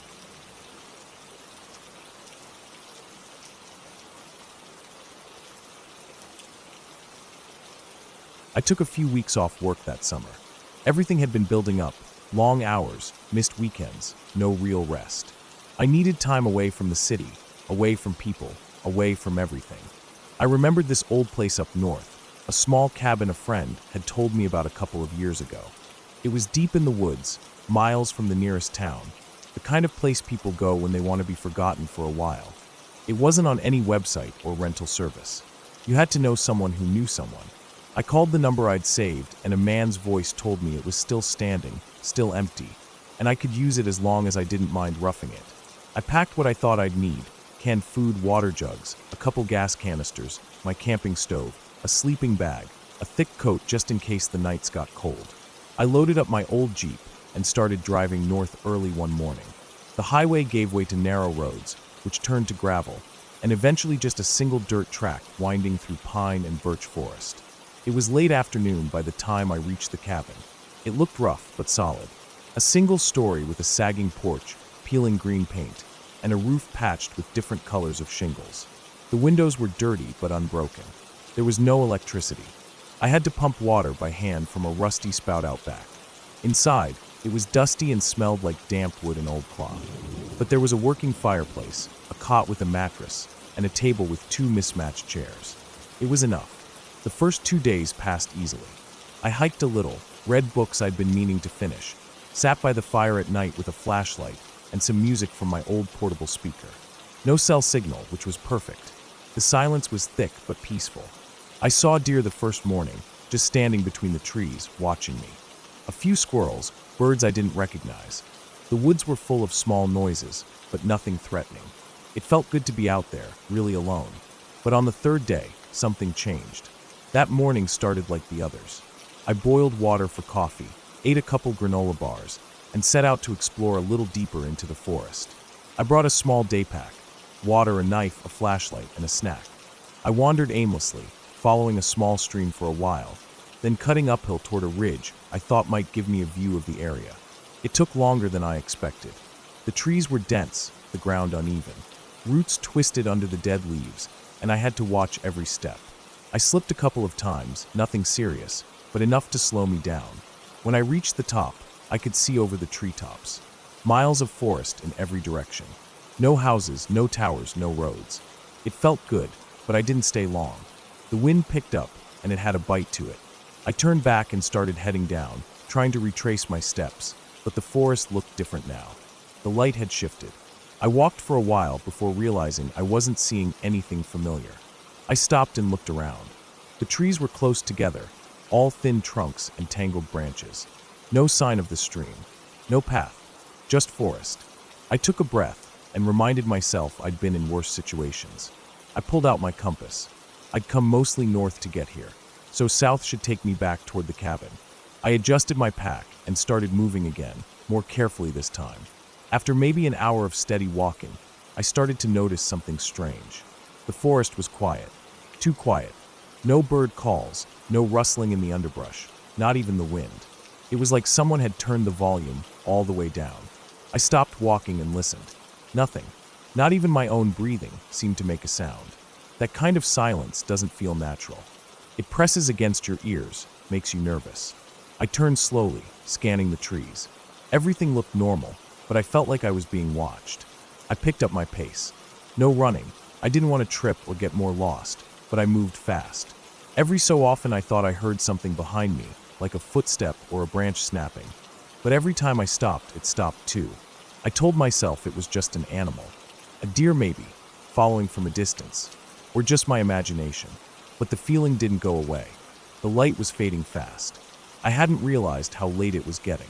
I kept heading south, and finally, after what felt like forever, I saw something through the trees, the cabin.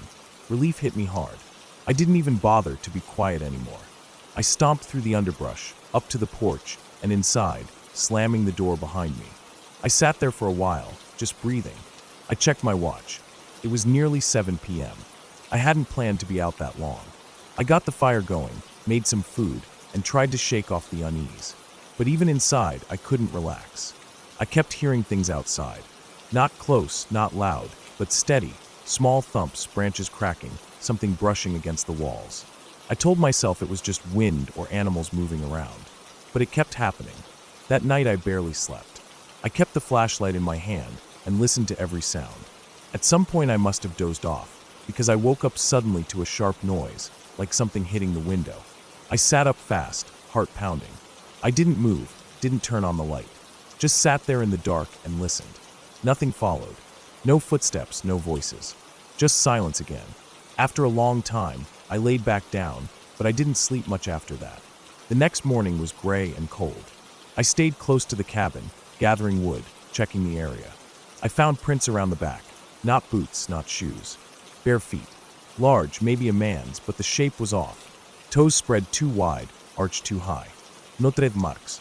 I stared at them for a long time. There were at least 6 prints, all leading toward the cabin, none leading away. I thought about leaving right then, packing up, driving out. But I convinced myself it could have been a prank. Maybe someone was camping nearby and decided to mess with me. Still, I kept the hatchet close all day and didn't go far from the porch. That night, I barricaded the door with the table and stacked wood inside the window frame. I didn't want to risk anything. At around 1 a.m., I heard it again. Slow footsteps, crunching in the leaves just outside. I held my breath. They moved around the cabin, stopping now and then, like someone was listening. Then came a new sound, a soft tap against the window. Not hard, not urgent. Just one single, deliberate tap. I didn't move. I stayed in the cot, eyes wide, body frozen. After a few minutes, another tap. Then nothing. The silence stretched on. My heart was hammering so hard I thought it might give me away. But nothing else happened. Eventually, the sounds faded. I didn't sleep at all that night. In the morning, I checked the window. A smudge on the glass. Something oily like a fingerprint, but too big. The pad of the finger alone was almost as wide as 2 of mine. I stepped back from the window and decided I was leaving. I packed quickly, tossed everything in the Jeep, didn't even clean the dishes. I turned the ignition. The engine cranked, then died. I tried again. Nothing. I popped the hood and stared at it, hoping for something obvious. The battery cables had been cut clean through. Not chewed. Cut. I backed away and locked the doors. I spent the day trying to figure out what to do. No cell signal. Nearest town was over 20 miles away through dense forest. I didn't know if I could make it, but I also didn't want to spend another night in that cabin. I considered walking the road out, but something in me resisted the idea. I kept looking at the trees like they were watching me. I stayed inside with every light I had. Flashlights, candles, fire. I sat in the corner with the hatchet and didn't let myself fall asleep. I watched the windows, the door, waited for any sign of movement. At some point past midnight, I heard something on the roof. Not branches, not animals. Wait. Slow footsteps across the shingles. It moved from one end to the other, then stopped. I didn't breathe. I just stared at the ceiling, waiting. Then one single knock on the roof, directly above me. I didn't react. Didn't run. I stayed perfectly still. And after a long time, the sound moved away. Down the roof, across the porch, then silence. At dawn, I opened the door slowly. The woods were still and pale. No prints, no signs. I grabbed my backpack, locked the cabin behind me, and started walking down the road. I didn't stop. Not for water, not for rest. I just kept moving. I walked for nearly 8 hours before I found a ranger station. I must have looked half mad, dirty, eyes wild, barely able to talk. They gave me water, let me rest. I told them my Jeep had broken down and I needed a tow. I didn't mention the other stuff. I wasn't sure I believed it myself. A couple days later, I got a ride back to the cabin with a mechanic. He replaced the cables and got the Jeep running. I kept looking over my shoulder the whole time. When I left that place, I didn't look back. I haven't told anyone the full story. I don't even know what to make of it myself. But I haven't gone back into the woods since. And I never will. I don't care what it was, man, animal, something in between. I just know it wasn't supposed to be there. And it knew I wasn't either.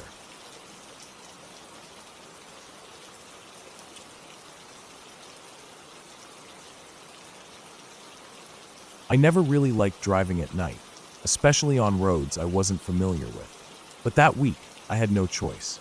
I was returning from a job in a small town out west, somewhere past the last gas station for miles. It had taken longer than expected, and by the time I was done loading equipment back into my truck, the sun was already gone, and the sky was just this deep, dark blue. I checked my phone before I got in the truck. No signal. That wasn't surprising. I'd already lost reception about half an hour before even arriving at the job site. It was a remote place, a long stretch of farmland and low forest in every direction. I didn't want to stay the night there. The place gave off a weird feeling, not haunted or anything, just empty. I've always had this thing about being too far from people. Not because I like people, but because when there's nobody around and something goes wrong, you're just on your own. That thought always sat heavy with me. I started the truck and pulled out onto the road, heading east. I knew I'd have to drive for a while before I saw another sign of life. My GPS had gone blank hours ago, but I remembered enough of the turns to be confident for a while. The road was narrow. It wasn't gravel, but it was rough. No lane lines, no lights, just the beam from my headlights cutting through the dark like a knife. Trees lined both sides, and the branches sometimes arched over the road like a tunnel. Occasionally, I'd see something dart across the road, a rabbit, maybe a fox, but nothing unusual. About 30 minutes in, I noticed something strange. The temperature inside the cab felt like it dropped. I checked the controls. Everything looked fine. No AC on, heater was off. I rolled the window up tighter, just in case it had slipped open. Then I noticed I was gripping the steering wheel tighter than usual. My jaw felt tense. I couldn't explain why, but I just felt off. Not scared, not yet. Just like I'd walked into a room where someone had just been fighting. You know that thick air you feel? It was like that. I told myself I was just tired. Long day, empty road, no distractions. My mind was probably playing with itself. The first truly strange thing happened about 10 minutes later. I came up to a bend in the road, and right at the curve, I saw a car on the side. Not parked. It looked like it had swerved into the grass and just stopped halfway into the ditch. The driver's side door was wide open, headlights still on. I slowed down and moved into the opposite side of the road to give it space. As I passed, I instinctively looked toward the driver's seat. No one was there. I looked in the rearview mirror, but all I could see was the dim outline of the back of the car, slowly shrinking into the distance behind me. I slowed to a stop maybe 100 feet ahead. Something didn't sit right. If someone had broken down or crashed, they should have been nearby. No other cars. No houses. No sign of a person walking or trying to flag help. I thought about turning around, checking the car. Maybe someone needed help. But I didn't move. I sat there, engine running, looking in the mirror. Then, without warning, the car's headlights blinked off. I felt my skin crawl. There was no sound, no movement, just that car in the dark. After about a minute of frozen silence, I eased back onto the gas and kept driving. I told myself someone had come back for it, or maybe the battery finally died. But my gut didn't believe any of that. It just said, keep moving. I kept going. I didn't speed. I didn't slow. I just kept moving forward. About 15 minutes later, I passed a wooden sign. It was old, cracked down the middle, barely readable in my headlights. It looked like it once said Marrow Creek, but the paint had almost completely faded. I didn't remember that name from the map. I didn't even remember passing through it on my way to the job site. But there it was. Past the sign, the road split. No indicators. No markers. Just two paths left and right. I slowed to a crawl and checked for tire marks or signs of which road was more used. The left one looked slightly more worn, so I went with that. I stayed on it for another 15 minutes. Then I noticed the gas gauge. It had dropped faster than it should have. I remembered filling up earlier that morning. It had been full. Now it was scraping just above a quarter. That wasn't normal. I tapped the gauge, hoping it was stuck. It didn't budge. Another few miles down, I started seeing trees with markings on them. Red paint. Circles. Always the same shape, same height from the ground. They looked like surveyor's marks or something used to mark trails. But there were too many of them. Every few trees. On both sides of the road. The feeling in my chest got heavier. It wasn't fear yet, but it was close. Then I saw something up ahead. At first, it looked like a bundle of clothes or bags on the side of the road. But as I got closer, I realized it was a bicycle. Just a plain, rust-colored bike, lying on its side in the grass. One was still slowly spinning. I didn't stop. I didn't even look at it as I passed. About 5 minutes later, I saw another one. This one was on the opposite side of the road, a different color, also lying on its side. Its wheel bent like someone had hit it or it had fallen hard. No bodies, no blood, just empty bikes. And then, right after that, I saw the first house. It was set back from the road, behind a thin line of trees. No lights on. Old. Maybe a farmhouse, but it looked abandoned. Roof sagging on one side. Porch half collapsed. The grass in front of it was knee-high. I could see what looked like a truck in the back, covered in a dirty tarp. I considered stopping, knocking, asking for directions, or gas, but I didn't. Something about it made my stomach turn. Then I saw the next house. And the next. Same thing. No lights. Overgrown yards. No sign of people. No sound. No dogs barking. No movement in windows. Just old buildings, sitting under the weight of silence. That's when I realized I hadn't seen power lines in a while. I slowed down. The road had narrowed again, barely wide enough for one car. Trees pushed in close. The moon was behind clouds. The only light was from my truck. And then, in the beams of my headlights, I saw someone standing in the road. No bike. No car. Just standing there. I hit the brakes hard. The tires skidded on loose gravel, and the truck came to a stop maybe 20 feet away. It was a man, middle-aged, thin, wearing what looked like a gray shirt and dark pants. He didn't move. I didn't get out.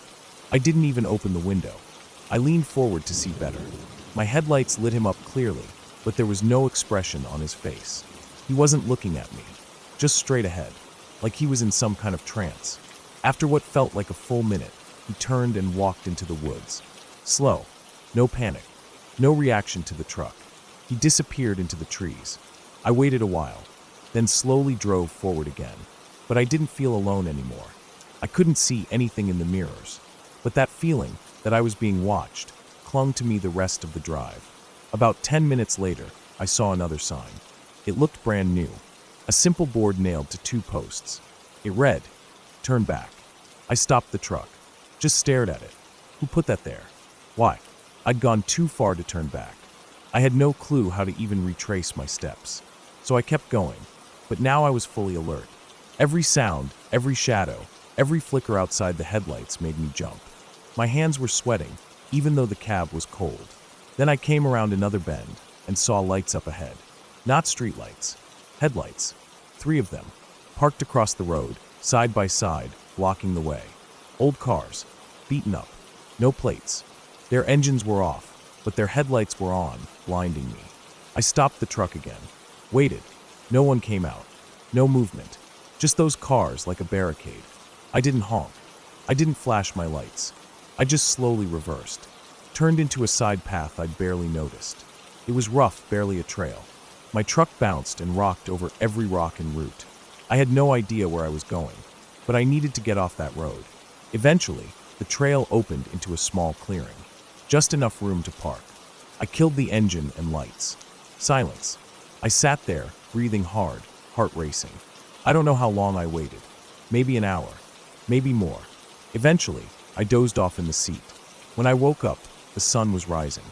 I stepped out, stretched, and looked around. The trail behind me was barely visible. No sign of the main road. No tire tracks.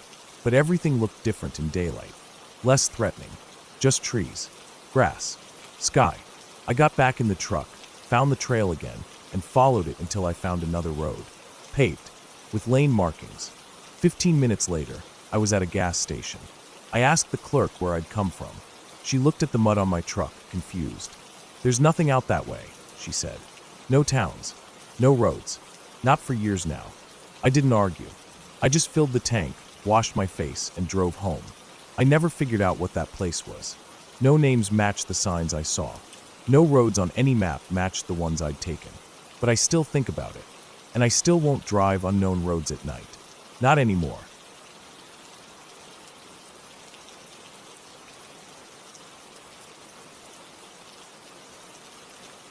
I had never really believed in being watched. Not in the paranoid sense, anyway. You grow up hearing about people who feel eyes on them, or who swear someone was following them. But I always chalked it up to anxiety or an overactive imagination. I'd been out in the woods hundreds of times, hiking, camping, backpacking. I always packed smart, stayed alert, and kept my distance from anything sketchy. I thought that made me safe. I thought that was enough. Last fall, I took a solo trip up north. I'd done a few solo hikes before, but this was going to be my longest one. A 5-day stretch deep in a remote section of forest not too far from the Canadian border. I'd planned everything for weeks. Mapped out my route, packed carefully, brought a GPS, and let a couple people know the general area I'd be in. There wasn't much cell service where I was headed, but that was part of the appeal. The first 2 days were beautiful.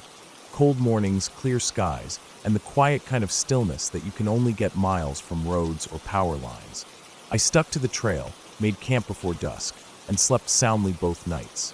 No animals, no bad weather, no problems. But on the third day, things started to feel off. I don't even know when it started, exactly. There wasn't one big moment, just small things. It was early in the morning. I'd packed up my tent and was working my way along a narrow ridge that overlooked a dry creek bed below. The wind was still, and all I could hear were my own footsteps, the occasional bird, and the rustle of my pack. But every now and then, I'd stop, not on purpose, just kind of instinctively, and I'd listen. And I'd hear nothing. That's not normal in the woods. You always hear something: birds, wind in the leaves, squirrels, water. But this stretch was silent. Not just quiet, silent, as if the whole place was holding its breath. I kept walking. It was probably just nerves. Or maybe I was imagining things because I was alone. I tried not to focus on it. But I noticed something else around mid-morning. I'd been hiking downhill toward a valley where I planned to set up camp by a small lake. I'd passed a few deer trails and old logging tracks, and I thought I saw a black bear's prints at one point, but nothing fresh. But then, about halfway down, I saw something strange in the dirt. It was a boot print. Not mine. I wear size 11 trail runners with a very distinct tread pattern. These prints were bigger, maybe a 13 or 14. Heavy tread, hiking boots, deep set, which meant whoever made them was carrying weight. And they were recent, not fresh enough that the edges were crisp, but no more than a day or two old. That wouldn't have bothered me so much on its own. The trails were public, after all, but these weren't on the trail. They were about 20 yards off to the left, heading through the brush. And they weren't following the terrain. They cut diagonally up and over the hill, through dense undergrowth, like whoever made them wasn't following any path at all. I stood there looking at them for a while. Part of me wanted to follow them, just to see where they went. But that was stupid. There was no reason to. I didn't know who they belonged to, and the last thing I needed was to get lost trying to track some stranger's footprints. Still, I couldn't shake the weird feeling I had. I kept checking over my shoulder for the rest of the day. I never saw anyone, but I started to notice more little signs as I walked. A broken branch that didn't look natural. A scuff mark on a rock like someone had slipped. Things that, again, could easily be nothing. Could be animals. Could be coincidence. But they all pointed in the same direction, behind me. I reached the lake by late afternoon. It was small and still, nestled in a bowl of trees that were just starting to show signs of turning. I filtered some water, set up my tent on a flat patch of mossy ground, and gathered some firewood. I wasn't planning on a big fire, just enough for warmth and to boil water. I didn't want to attract animals. But as night fell, I found myself building it a little higher than usual, just enough to throw more light. I told myself it was for comfort, that I just didn't like how quiet the forest was. But the truth is, I wanted something between me and the dark. I wanted something that felt safe. That night, I barely slept. Every time I closed my eyes, I heard something. Not close, but not far either. A snap of a twig, a soft crunch of leaves. Once, I could have sworn I heard a faint cough. Just a single, dry sound, like someone clearing their throat in the cold. I sat up in my tent, not moving, barely breathing. The fire had burned down to coals, and the woods outside were black. I waited for something else, another noise, a shape, anything. But nothing came. After a while, I convinced myself it was just the woods settling. Maybe a deer. I still didn't sleep. By morning, I felt wired and stiff. I got moving fast, didn't even bother making coffee. I packed up quickly and got back on the trail, heading for the next ridge that would take me closer to my pickup point. I only had about 2 more days of hiking left, but something in me had changed.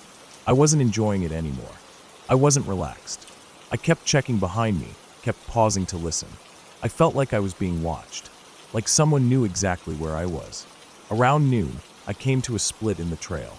To the left, the official route curved around the side of a hill and dropped into a narrow canyon.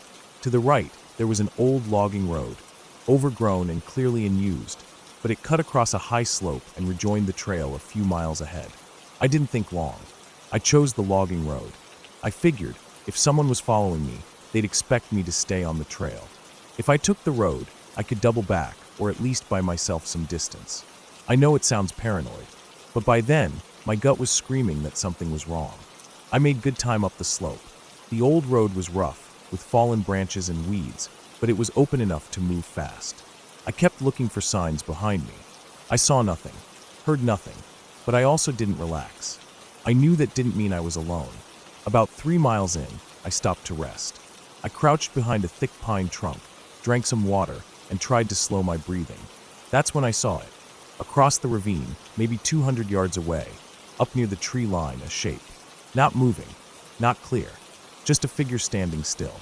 Too far to make out details, but it was tall, solid, upright. I stared for a long time. It didn't move. I blinked and looked again. Still there. I packed up and moved fast. The rest of that day was a blur.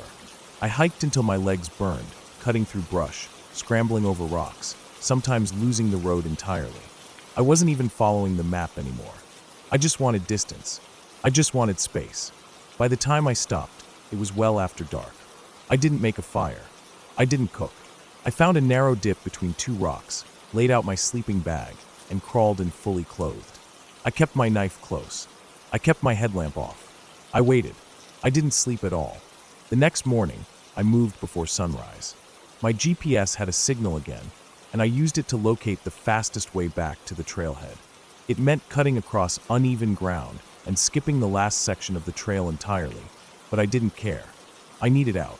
That last day was a blur of panic. I didn't stop. Not once. I drank while walking, ate granola from my pocket. I don't even remember most of it. Just trees and dirt and rocks, and the constant pressure of feeling watched. At one point, I found a tree with fresh gouges in it. Not bear marks, not claw marks. It looked like someone had dragged the tip of a knife through the bark slowly, deliberately. That was the last straw. I made it back to the trailhead by late afternoon. My car was there, untouched. The air felt different, lighter. I climbed in, locked the doors, and sat for a long time, staring out the windshield at the trees. And that's when I saw something else. Tucked under the windshield wiper was a scrap of paper. Just a torn piece from a notebook, folded twice. I picked it up with shaking hands. There was only one thing written on it, in small, sharp handwriting. "You're fast." I sat frozen for what felt like hours. There was no one else in the lot. No vehicles. Just me. That meant someone had followed me all the way back. Stayed close. Close enough to leave a note under my wiper without me seeing.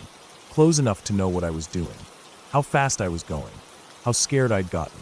I didn't report it. I don't know why. Maybe I thought no one would believe me. Maybe I didn't want to deal with it. Maybe I was just too tired. I drove home in silence. I washed my gear, stored my pack, and avoided the woods for months. Even now, almost a year later, I can't go hiking without checking over my shoulder every few minutes. I can't camp without waking at every sound. People always ask why I don't hike alone anymore. I just tell them I had a bad trip. But the truth is, I don't think I was alone out there. Not for a second.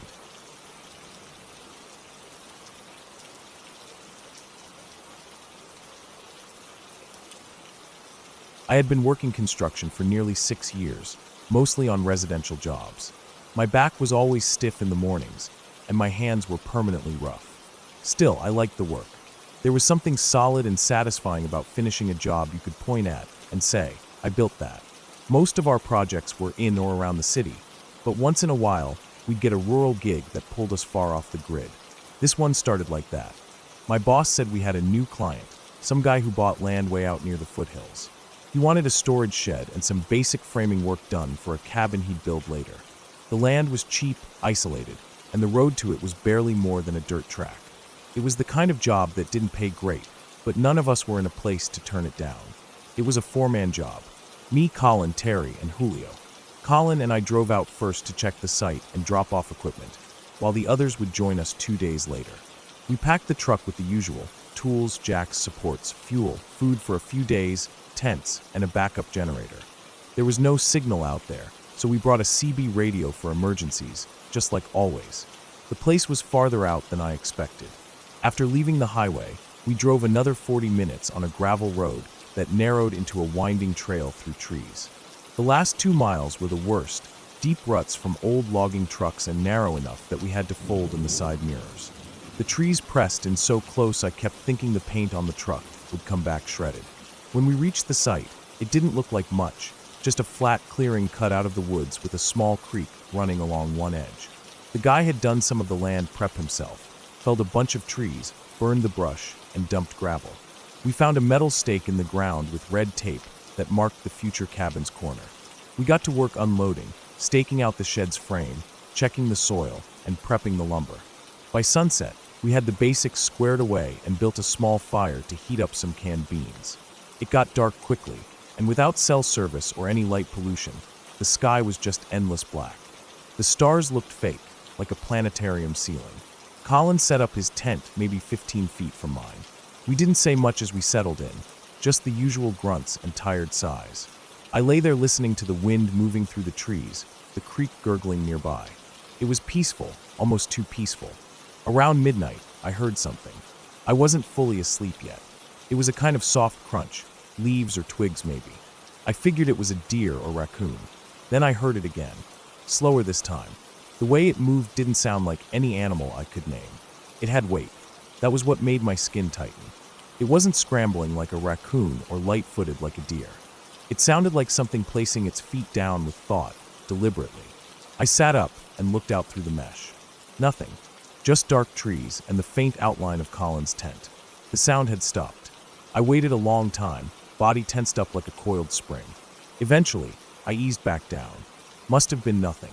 Next morning, I asked Colin if he heard anything. He just shrugged and said he slept fine. I let it go. Maybe I'd imagined it. We worked all day, made good progress on the frame. Julio and Terry were due to arrive that evening, but when it got dark and they still weren't there, we figured they got delayed or lost. CB wasn't picking up anything, but that wasn't uncommon in areas like this. That night, I was more alert. I stayed up by the fire longer, poking at the coals with a stick and sipping lukewarm coffee from a dented thermos. Colin had already gone to bed. The woods around us were so quiet it started to feel unnatural.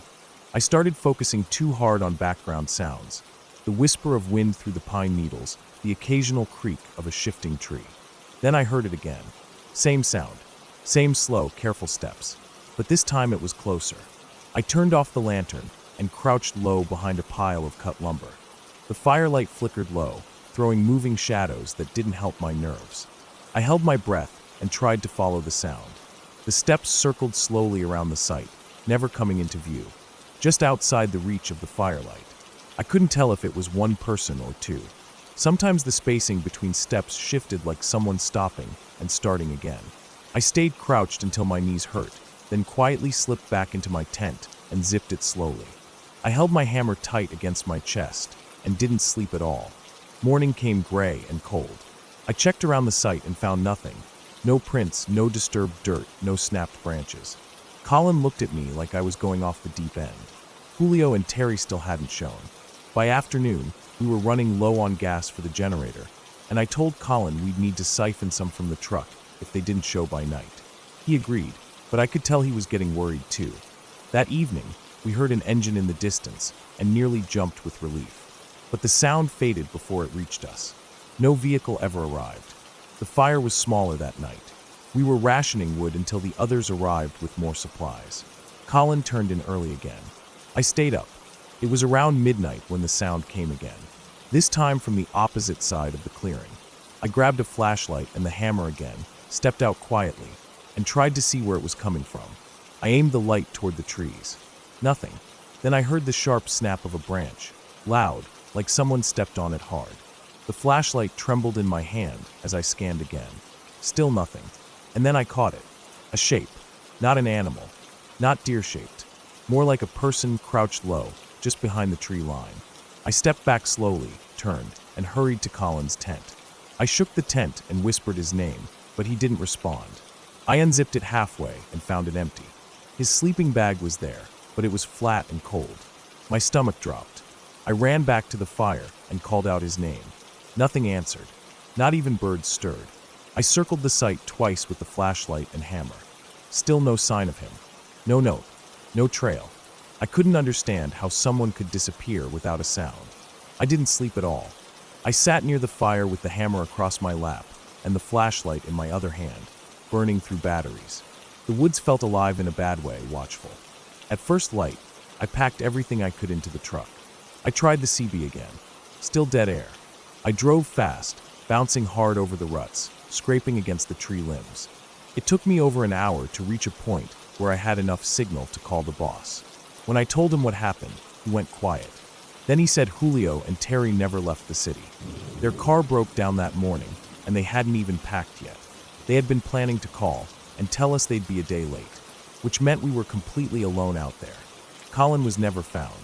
A search party combed the area for a week. Dogs, drones, foot patrol. No signs, no tracks, nothing. They said maybe he wandered off, got turned around, fell into a ravine or hit his head. But the woods weren't that complicated. We were less than a quarter mile from a creek and open terrain. I told them about the sounds, about the movement, about the figure in the trees. They chalked it up to stress, isolation, fatigue. I didn't argue, but I remember the firelight. I remember the shape behind the trees. And I remember how it never came into view, like it knew exactly how far the light reached and stayed just outside it.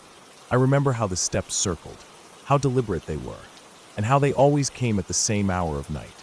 Sometimes now, when I'm alone at night, I imagine those same steps outside, just beyond the walls, moving slow, careful, like they're waiting, but I never go back to that place.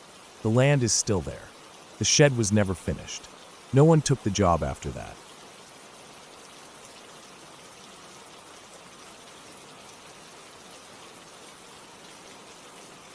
I hadn't seen my cousin Eric in almost 7 years. We used to be close when we were younger, spending summers together at my uncle's old hunting cabin deep in the woods of northern Minnesota. But as life moved on, college, work, and everything else got in the way. Then out of nowhere, he called me last spring. Said he wanted to spend a week out at the cabin like we used to. He'd already gotten the keys from his dad, and all I had to do was bring a sleeping bag, some gear, and show up. No pressure, just a chance to get away from the noise of everything. At that time, I needed the break. Work was killing me, my apartment felt like a cage, and I hadn't had fresh air in months. So I said yes. I packed light, just a sleeping bag, warm clothes, canned food, my old hiking boots, and a camp stove. I met Eric in Duluth, and from there we drove up in his beat-up 4Runner, bumping along narrow Forest Service roads until we hit the gate at the edge of the property. The cabin wasn't much. Just a single room with a bunk bed, a small wood stove, and a table. No electricity, no running water, no cell signal. It sat next to a shallow stream and was surrounded by miles and miles of trees. That's what I liked about it. It was quiet, nothing artificial humming in the background. No one shouting or driving or honking, just wind through the trees and the occasional bird. We spent the first couple of days doing what we always used to do. We fished in the stream, hiked the trails around the area, chopped firewood, and cooked simple meals on the camp stove or over the fire pit outside. At night, we sat under the stars, drank cheap beer, and talked about stuff from the past, some good memories, some not so good. It felt like we hadn't missed a beat. On the third day, something felt a little off. I woke up early that morning, before Eric, and went outside to take a piss. The woods were quiet like always, but something felt heavy. I couldn't really explain it. It wasn't the weather. The sky was clear and the air was cool. But there was this strange stillness, like everything was holding its breath. As I stood there, I saw something out of place near the tree line about 50 yards off. A pile of branches stacked like a little teepee, right between two pines. We hadn't built it, and I didn't remember seeing it the day before. It didn't look like something random from wind or snow. It was neat, intentional. But I figured maybe it was just an old hunting blind, or something some local had made years ago.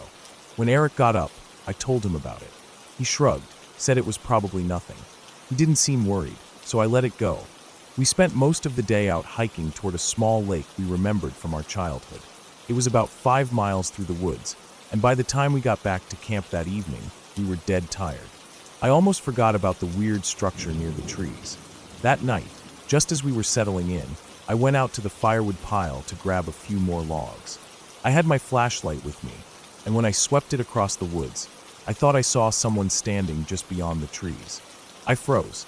My first instinct was to call out, but I didn't. I just stared. The light was weak at that distance, and I wasn't sure what I was looking at. It might have been a tree trunk or even a shadow. I waited a few seconds, then aimed the flashlight again. Nothing, just the woods. I told myself I was imagining things. Maybe I was tired. Maybe the shadows were playing tricks. I didn't tell Eric. I didn't want to sound paranoid.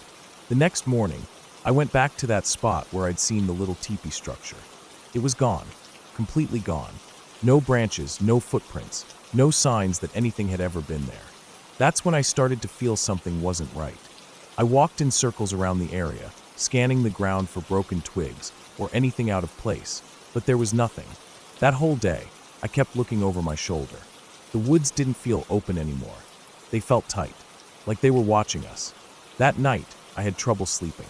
Every little sound made my eyes snap open.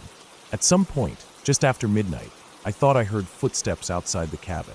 Not animals, these were deliberate, paced footsteps, crunching dry leaves. I lay there, frozen in my sleeping bag, barely breathing. I didn't want to wake Eric unless I was sure. I waited. After a minute or so, they stopped. I didn't hear anything else the rest of the night. In the morning, I went outside to check. No tracks, but the firewood pile had been knocked over, like someone had kicked it. It wasn't a raccoon or deer. This was deliberate. I finally told Eric everything. The person I thought I saw, the vanishing teepee, the footsteps. He looked uneasy, but still tried to play it off. Said maybe some local kids were messing around, or some other campers were nearby.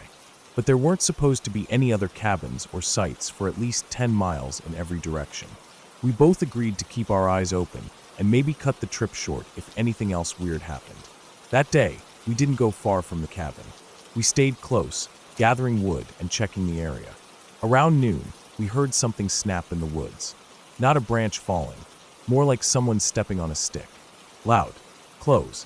We both froze and turned toward the sound. About 20 feet into the trees, we saw a flash of movement. It was fast, too fast to make out clearly, but it was human, definitely human. Someone ducking behind a tree or moving downhill. Eric grabbed the hatchet from the chopping stump and started yelling into the woods, even though we'd agreed not to talk to anyone. He shouted, asking who it was and what they wanted. No response, just silence again. We spent the next hour checking the area. Nothing, no footprints. No sounds. The forest swallowed everything up. That night, we didn't sleep.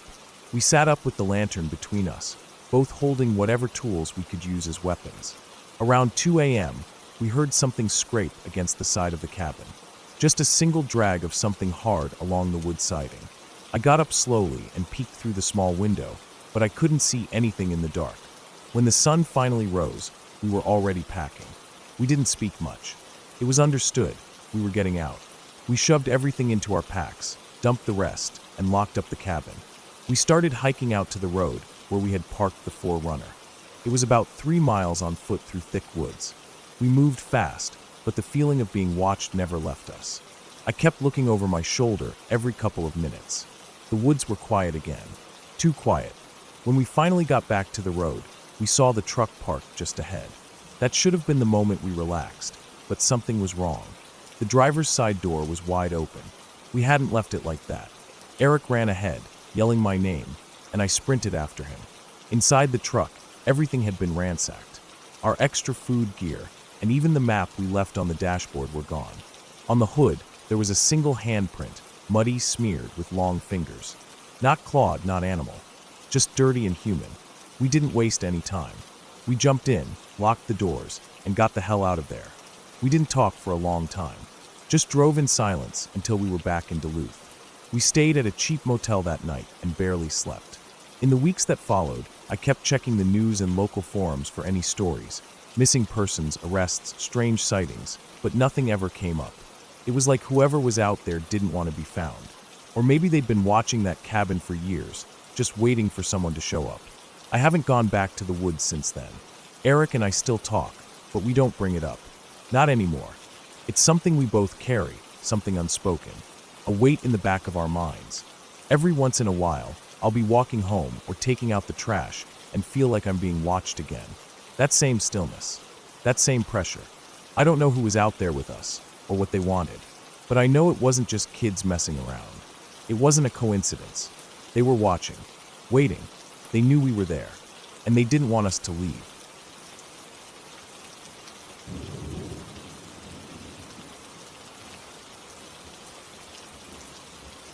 It was supposed to be a quiet weekend. Nothing complicated, nothing wild. Just me, my car, and a 2-day break from city noise. I'd booked a small rental cabin way out in the hills, about 3 hours from where I lived. Not a fancy place, Just a wooden box with a bed, a kitchenette, a bathroom, and a porch that looked out over a long stretch of trees. I'd been there once before, a year ago. It was peaceful.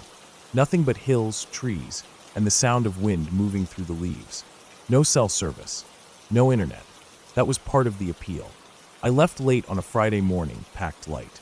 Just some food, clothes, a few books, a flashlight, and a couple tools I usually brought on solo trips. The weather was clear. No rain in the forecast.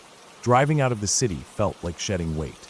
As the buildings fell away and the road thinned, I felt my shoulders relax.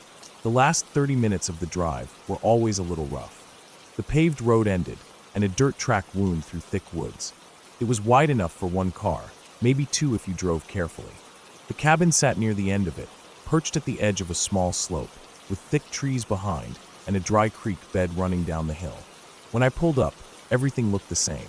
The porch steps were a bit more worn, and some weeds had grown around the side, but otherwise it looked untouched. I unpacked, locked the car, and settled in. The first few hours were calm.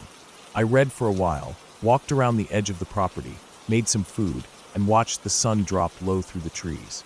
As night came on, I sat out on the porch. The quiet there always hit me the hardest. No cars, no planes, just wind, insects, the occasional bird. It wasn't until maybe 10 p.m. that I noticed something. I'd been reading by flashlight, sitting in a worn chair on the porch. I kept hearing this soft crackle. Not constant, just now and then, like dry branches snapping.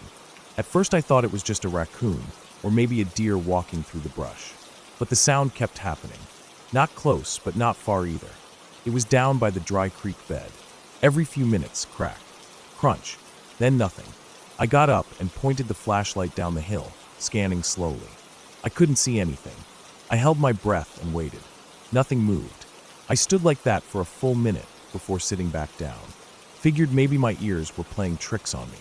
10 minutes later, I heard it again. This time it was closer. Same sound, crack, crunch, but up the hill now, closer to the trees behind the cabin. That bothered me. I hadn't heard anything move between the creek bed and the back of the cabin. No crunching leaves, no rustling. Just quiet, then a sound behind me. I stood up and shined the flashlight at the trees. The beam caught only trunks and undergrowth. Nothing unusual. Still, I went inside, locked the door, and pulled the blinds. Felt stupid doing it, but something in my gut didn't like the pattern. Inside, I tried to distract myself. Made some tea. Read. But the sounds didn't stop. Now and then, I'd hear it, something stepping on dry leaves. Always one or two steps, then silence. Then it'd come from another direction. At one point, I thought I heard something brush the side of the cabin wall. Just a light scratch. I held my breath again and listened. Nothing followed. Eventually I managed to fall asleep, but it wasn't deep sleep. I woke up a lot. Each time I did, I felt the silence pressing on the cabin like a weight. No wind, no insects, just nothing. Around 3:30 a.m., I heard what I thought was a thud, like something heavy dropping onto the porch. I stayed in bed, frozen. Didn't move. My heart was pounding. I waited for another sound, but none came. Not for a while. I must have dozed off again, because the next thing I remember clearly was sunlight filtering through the blinds. I got up, looked around. Everything looked normal. No footprints on the porch. Nothing out of place. I stepped outside slowly, scanning the woods. Nothing, but there was something odd. A smell. It was faint, but it was there. Like rot. Not garbage, not skunk, not animal droppings. Just rot. Something old and wrong. It was coming from the direction of the creek bed. I walked halfway down the hill, but couldn't see anything. I didn't want to go further. I spent most of that day trying to talk myself down, telling myself it was probably an animal, that I just overreacted. But the smell lingered. It came and went with the breeze. In the afternoon, I walked further down the dry creek. About 100 yards along, I found something strange. A small clearing with a ring of old rocks. It looked like a fire pit, but hadn't been used in a long time. The rocks were partly buried, but in the center was something I didn't like. Bones. A few scattered bones. Not large. Maybe raccoon or possum. But they weren't spread randomly. They were stacked. Not neatly, but like someone had put them there on purpose. A few sticks were mixed in, almost like a crude shape had been made, but collapsed. I turned around and walked straight back to the cabin. I wanted to pack up and leave, but I told myself it wasn't that weird. Maybe kids had camped out there long ago. Still, I brought my gear inside, kept my flashlight, knife, and small hatchet on the nightstand. Locked the door. Didn't sit on the porch that night. That second night was worse. Around midnight, I heard the first sound. Not outside. This time it was inside. A creak on the floor. Just one. Like weight shifting. I froze in bed, eyes wide open. I didn't move. Just listened. Nothing followed. I stared at the dark for what felt like an hour. Then I heard something again. A soft sound near the kitchen. Not footsteps exactly. More like a drag. Like someone brushing against a chair. I reached for the flashlight and clicked it on. Swept the beam across the room. Nothing. I got out of bed slowly. Moved through the cabin room by room. Flashlight in one hand, hatchet in the other. Nothing. No windows open. No doors unlocked. I even checked under the bed and inside the closet. Still nothing. I barely slept. When I woke up, the smell was back, stronger. It hit me the second I opened the front door. It was worse than rot. Like something dead and wet and burned, all at once. I walked around the side of the cabin and stopped. On the ground near the back steps was a dead bird. Not just dead, mangled. Torn open. Feathers scattered. No tracks. Just the bird. I buried it a little ways off and tried not to think about it. But now my head was full of doubts. Maybe someone was out there. Maybe someone was messing with me. I packed my things. I was supposed to stay one more night, but I didn't want to. Not with the way the air felt. Not with the way the woods had gone silent again. By late afternoon, I had the car loaded. I took one last look at the cabin. Something about it now felt off. Like it didn't want me there. I got in the car and started it up. About 5 minutes down the dirt road, I noticed something in the rearview mirror. A figure, standing near the edge of the trees. Not moving, just standing. It was far enough back I couldn't see any details. Just the shape. I kept driving. I didn't stop. When I hit the paved road, I didn't relax. I kept checking the mirror, kept glancing at the trees, but nothing followed. That was 6 months ago. I didn't tell anyone. I didn't go back. I checked online a few times to see if the cabin was still listed. It was, still available to rent. But every time I saw the listing photo, the porch, the trees, the dry creek, I felt sick. I've been on other trips since then, different places, but I've never stayed in a place that remote again. I still don't know what happened out there. Maybe it was just animals. Maybe it was someone living off-grid. Maybe it was nothing. But the smell, the way the sounds moved without patterns, the shape in the mirror, those things don't leave me. They sit in the back of my head, waiting, like the woods never really let me leave.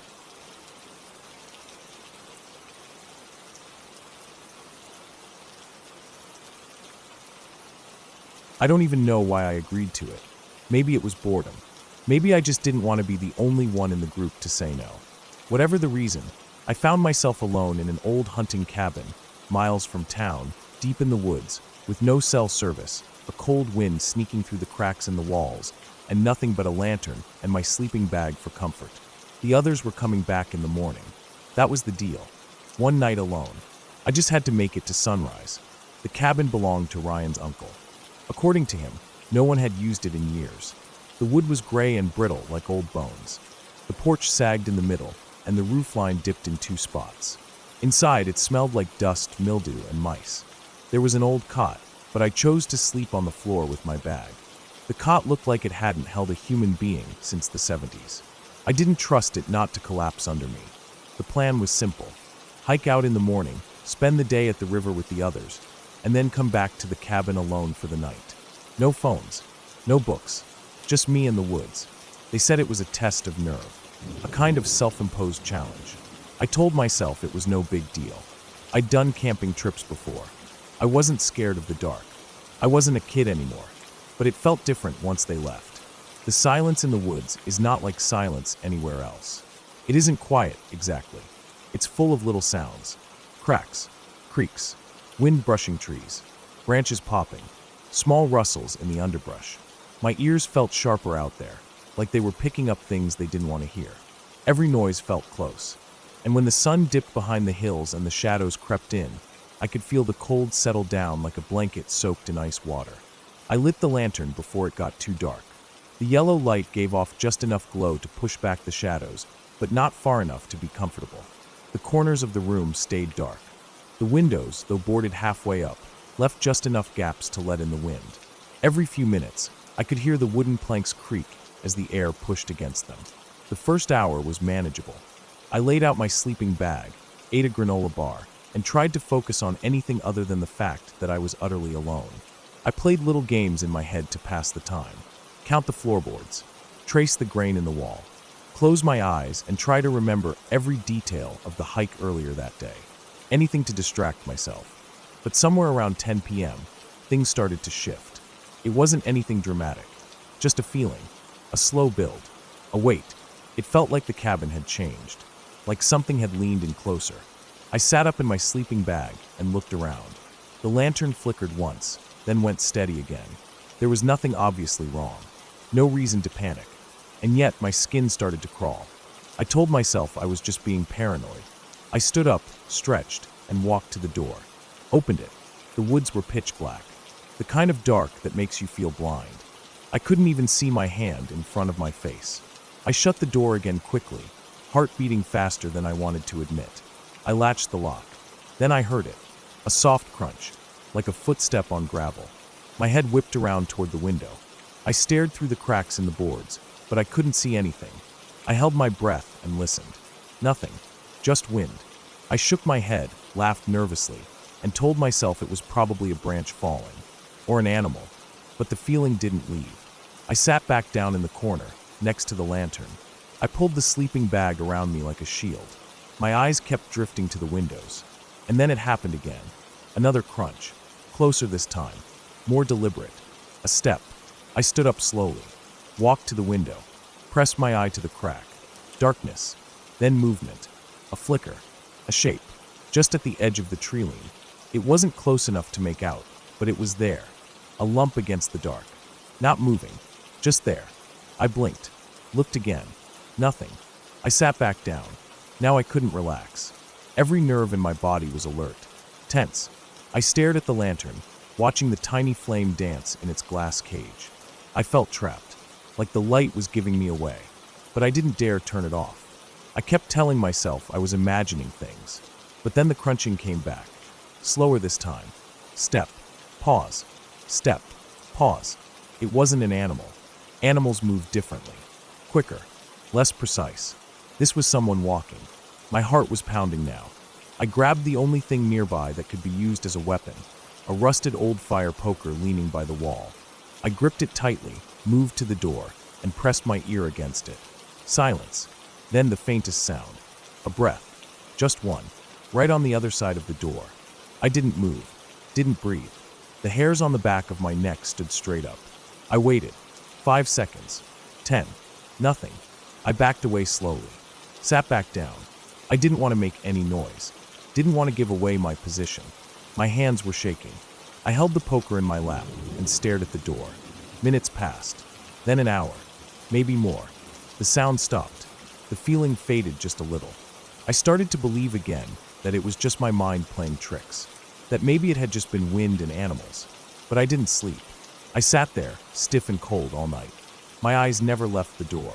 My ears strained to catch every sound. And somewhere around 4 or 5 a.m., just before dawn, I finally stood up and peeked outside again. Nothing. I opened the door slowly, stepped onto the porch. The sky was starting to lighten. There was dew on the ground. My breath puffed white in the air.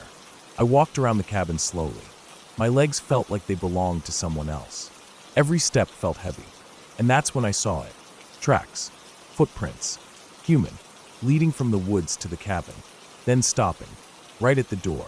They didn't go anywhere else. No return path. No detour.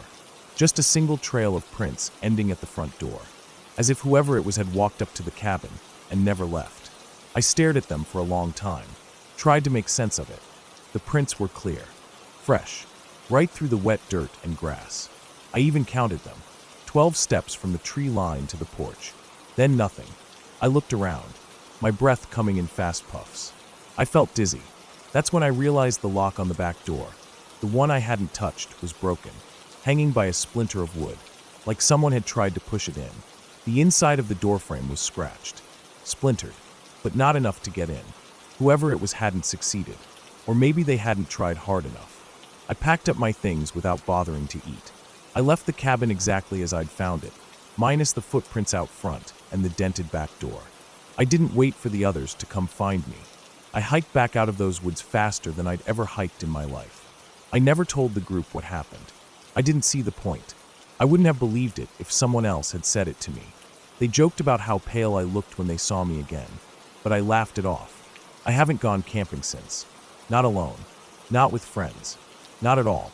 I still think about it sometimes. About that moment when I heard the breath on the other side of the door. About the tracks that never led away. About the feeling that something had been watching me the entire night. Because the truth is, whatever it was never left footprints going back into the woods. And part of me still wonders if maybe, just maybe, it never left at all.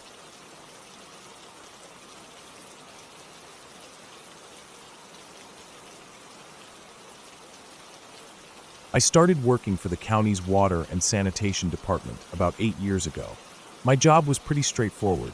Maintenance checks, filter changes, meter readings, all that. Most of the sites were small treatment stations scattered around the outer districts.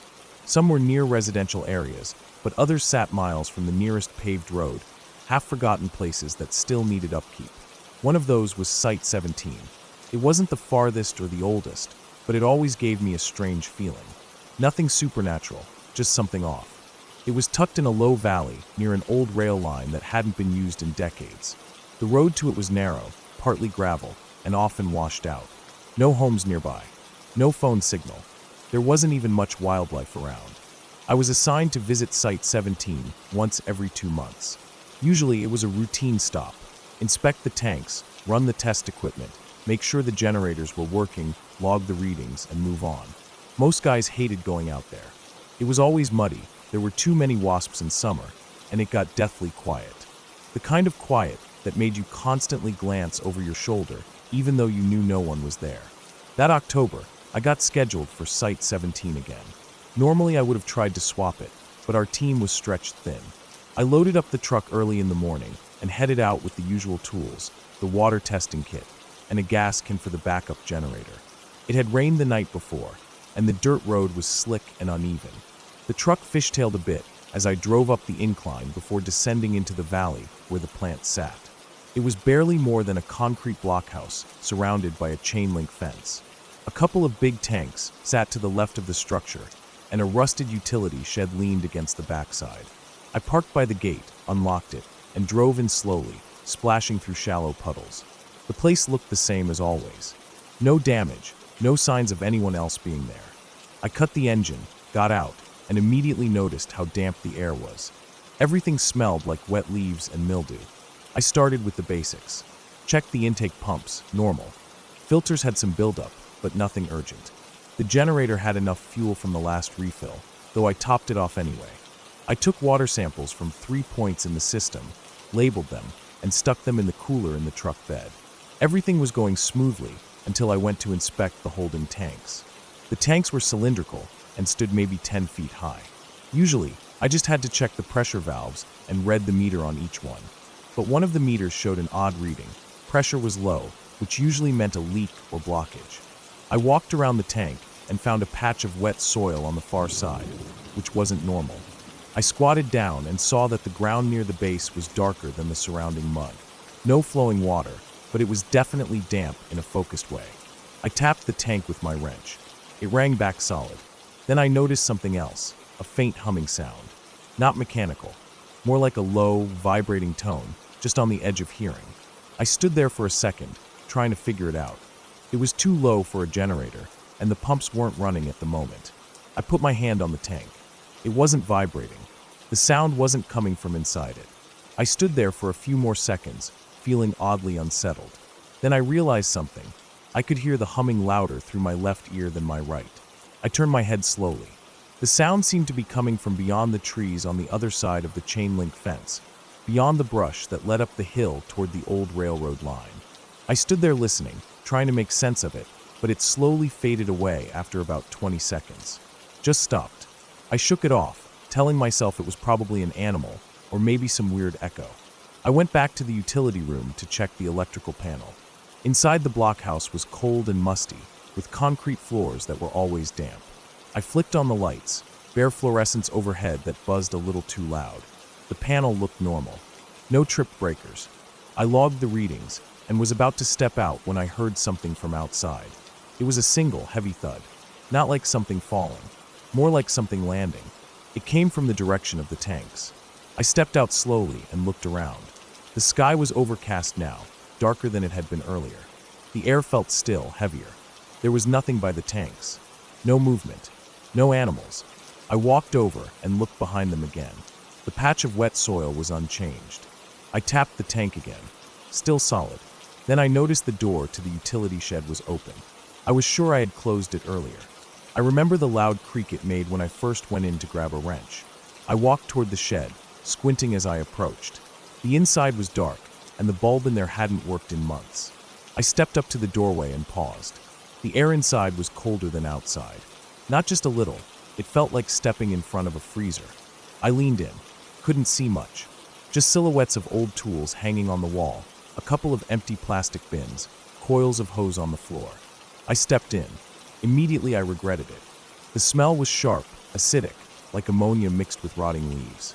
I turned to leave and caught something in the corner of my eye. There were boot prints. Fresh ones. They started near the doorway and led toward the back wall, but there was no one there. I backed out slowly, heart pounding. I looked around the site again, nothing. No people, no movement, just wet trees and fog rolling in low along the tree line. The boot prints weren't mine. The treads didn't match. I told myself it was probably one of the other techs. Maybe someone had been here the day before and left the door ajar. Maybe they forgot to log it. But I couldn't shake the feeling that something was wrong. I decided to cut the visit short.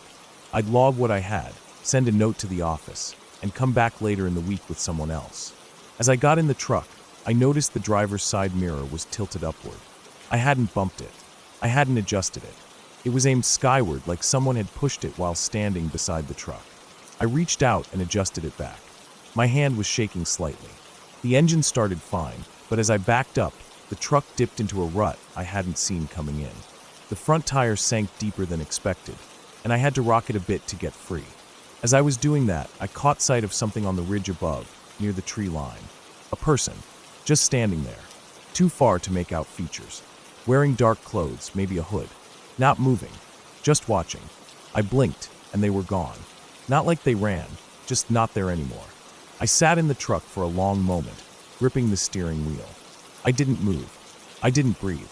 Then I put it in gear and slowly made my way back up the road, glancing in the rearview mirror every few seconds. By the time I got back to the paved road, it was already late afternoon. I stopped at the first gas station with cell signal and called my supervisor. Told him I had done most of the checks, but left early due to bad weather. I didn't mention the boot prints, or the mirror, or the figure. That night, I couldn't sleep. I kept thinking about the shed, that freezing air, and the boot prints leading nowhere. The next morning, I got a call. Another guy had been sent out to double-check the readings, since mine were incomplete. He found the utility shed door open again, and this time, the inside had been trashed. Tools scattered, bins overturned. No signs of animals. Nothing taken. No tracks leading in or out. He also found a small digital recorder on the floor. One of those cheap voice memo devices. No one on our crew used those. When they played it, it was just static, until the end, when a deep, warbling voice said a single word. Stay.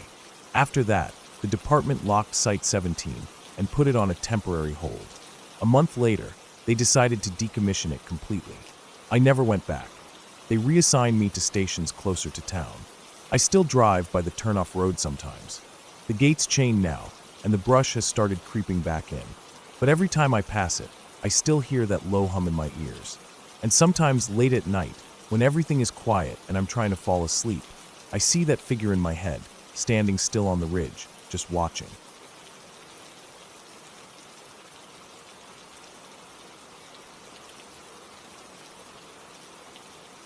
I don't know why I thought it would be a good idea to take that route back home.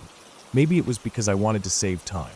Maybe I was just tired of being stuck in traffic every time I came back from my sister's place. Either way, I left the main highway and took the old service road that ran along the base of the hills. I hadn't been on that road in years.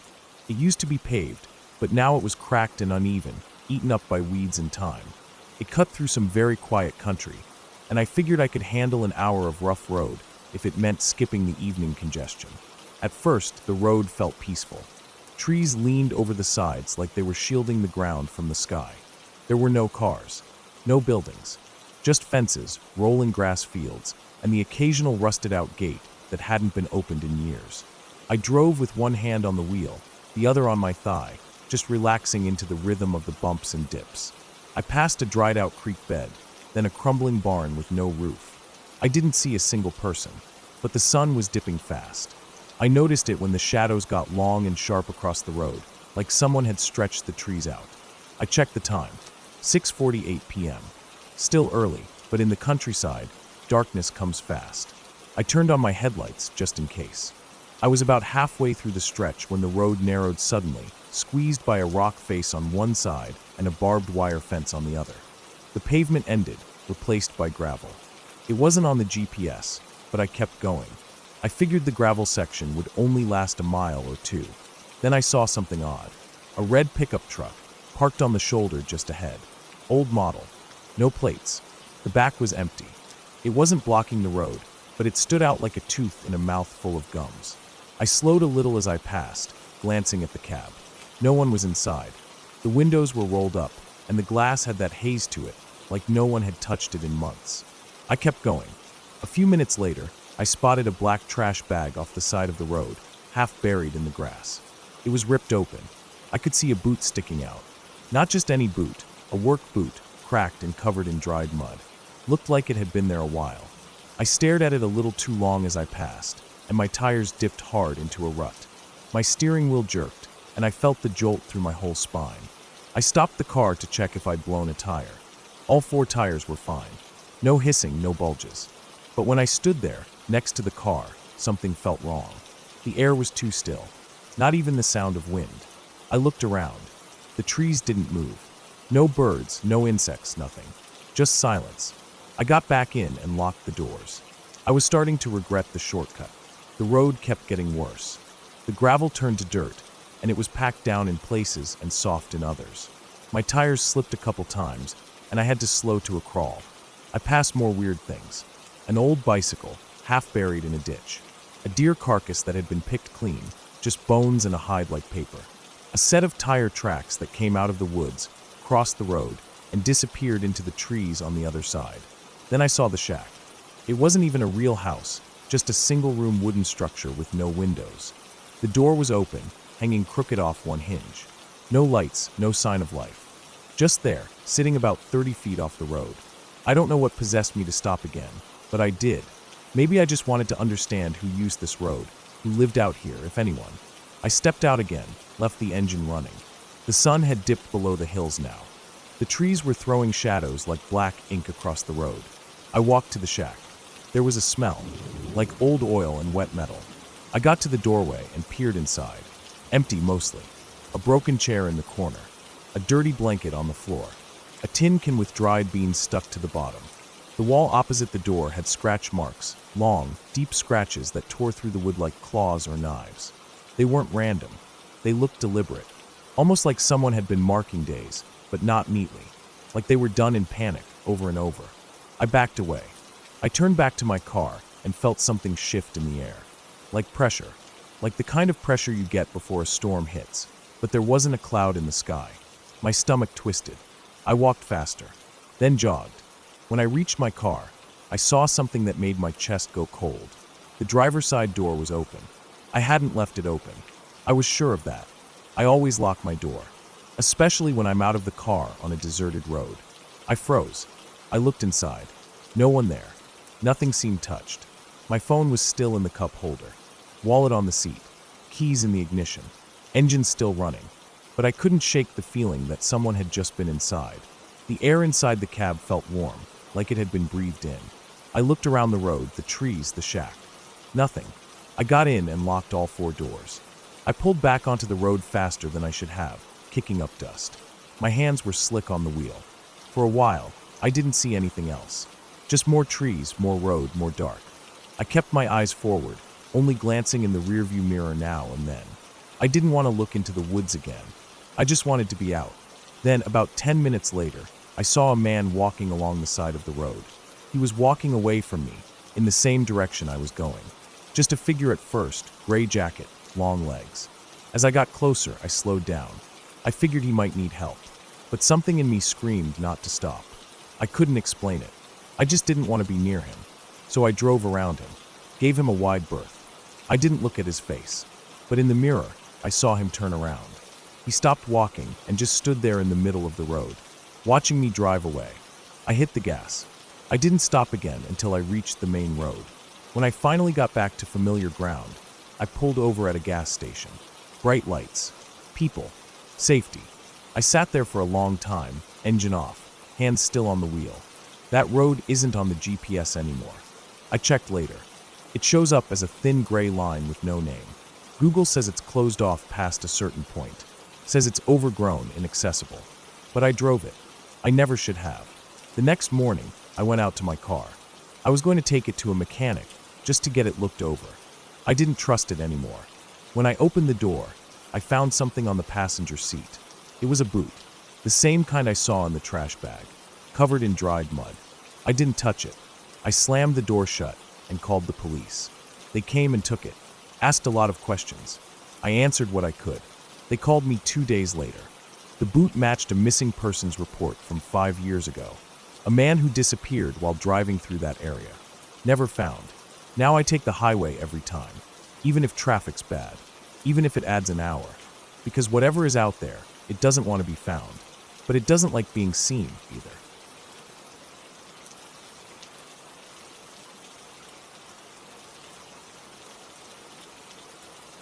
I didn't plan on getting stuck out there. Not for that long. I only meant to stay the weekend.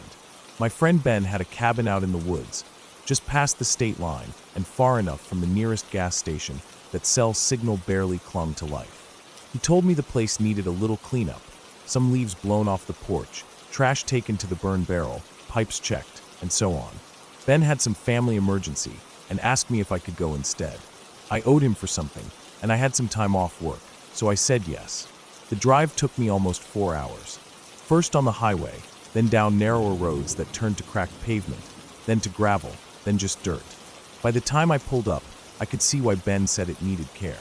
The grass was high and patchy, weeds crawling up the porch supports, and the old wood siding had dark streaks where rain had bled dirt from the roof down the walls. It was a single-story cabin with a shed off to the right. A big fire pit sat in front of it, circled by crooked logs for seats. The woods around it were thick, barely any space between the trunks, and shadows settled early. I parked, stretched my legs, and checked my phone. 1 bar. That would be the last time I saw any signal until I got back to town. The first couple of hours were easy. I swept out the porch, checked the interior. The place smelled stale but clean enough. Mice had chewed a few holes through the back closet, but nothing too bad. I made a mental note to seal it later. I unpacked the few groceries I brought into the old fridge. It still worked, buzzing a little loud, but the milk stayed cold. That night, I made a small fire outside. It was chilly for spring, so I kept my jacket on. There wasn't much sound out there. No birds, no rustling wind. Just the fire cracking, and once in a while, a faint thump in the woods that I told myself was a deer or a branch falling. I turned in early. The bed in the cabin was stiff and narrow. I lay awake longer than I expected, staring at the ceiling. There was this strange feeling I couldn't shake, like the woods were watching. Not a presence exactly, just an awareness. Too quiet. I must have fallen asleep around midnight. The second day started fine. I got up early and walked to the stream about half a mile behind the cabin. There was a path, though it was overgrown. I carried a bucket and rinsed out some tools Ben had left in the shed. I liked how quiet it was at first. No cars, no people. It felt peaceful. I walked the edge of the woods for a bit after lunch, just exploring. I didn't go far, but I remember stopping at one point and looking back.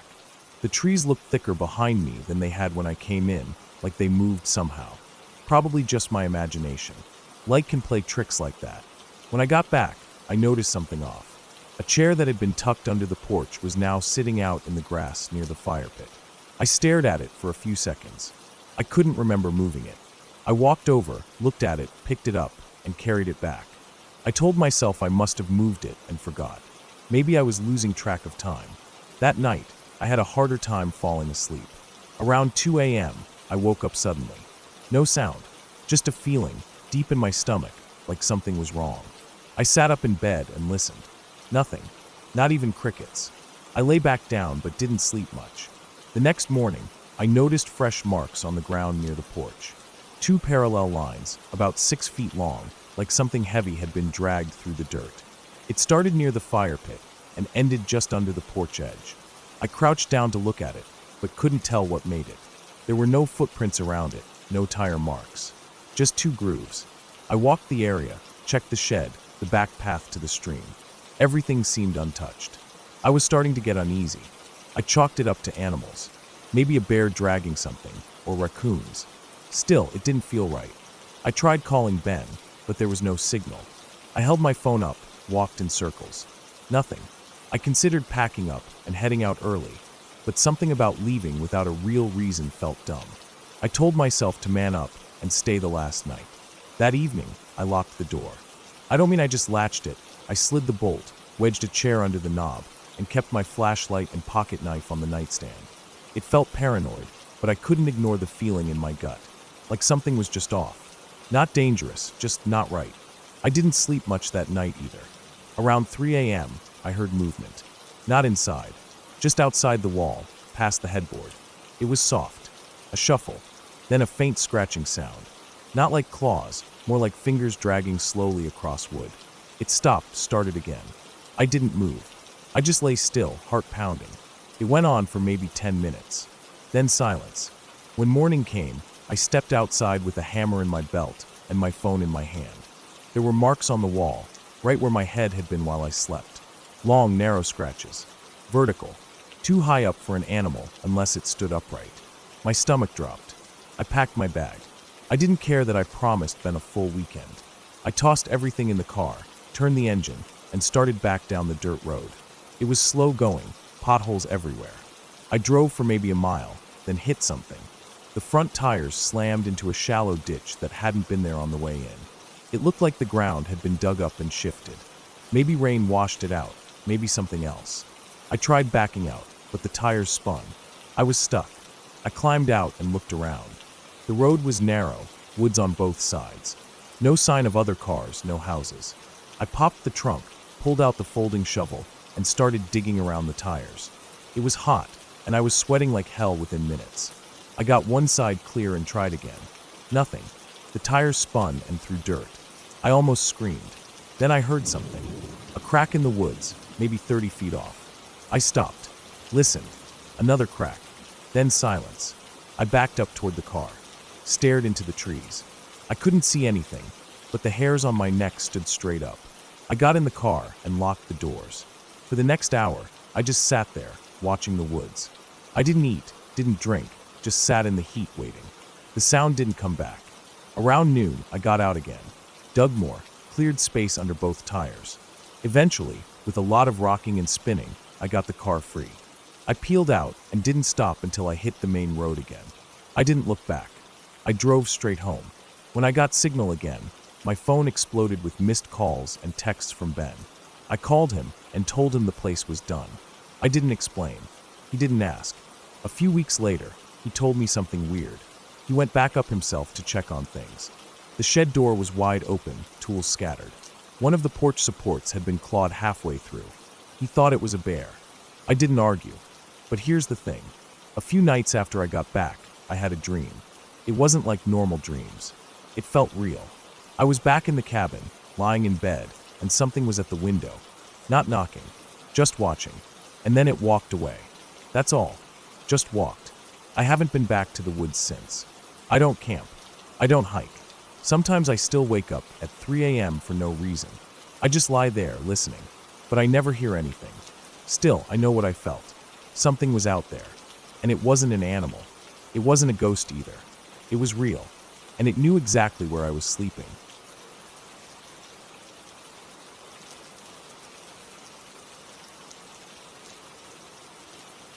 It was late September when I took the trip out to the hills alone. Not a vacation, really. I just needed a break. Work had piled up, My head felt packed with static, and I hadn't slept properly in weeks. So I picked a place off a hiking forum that promised seclusion.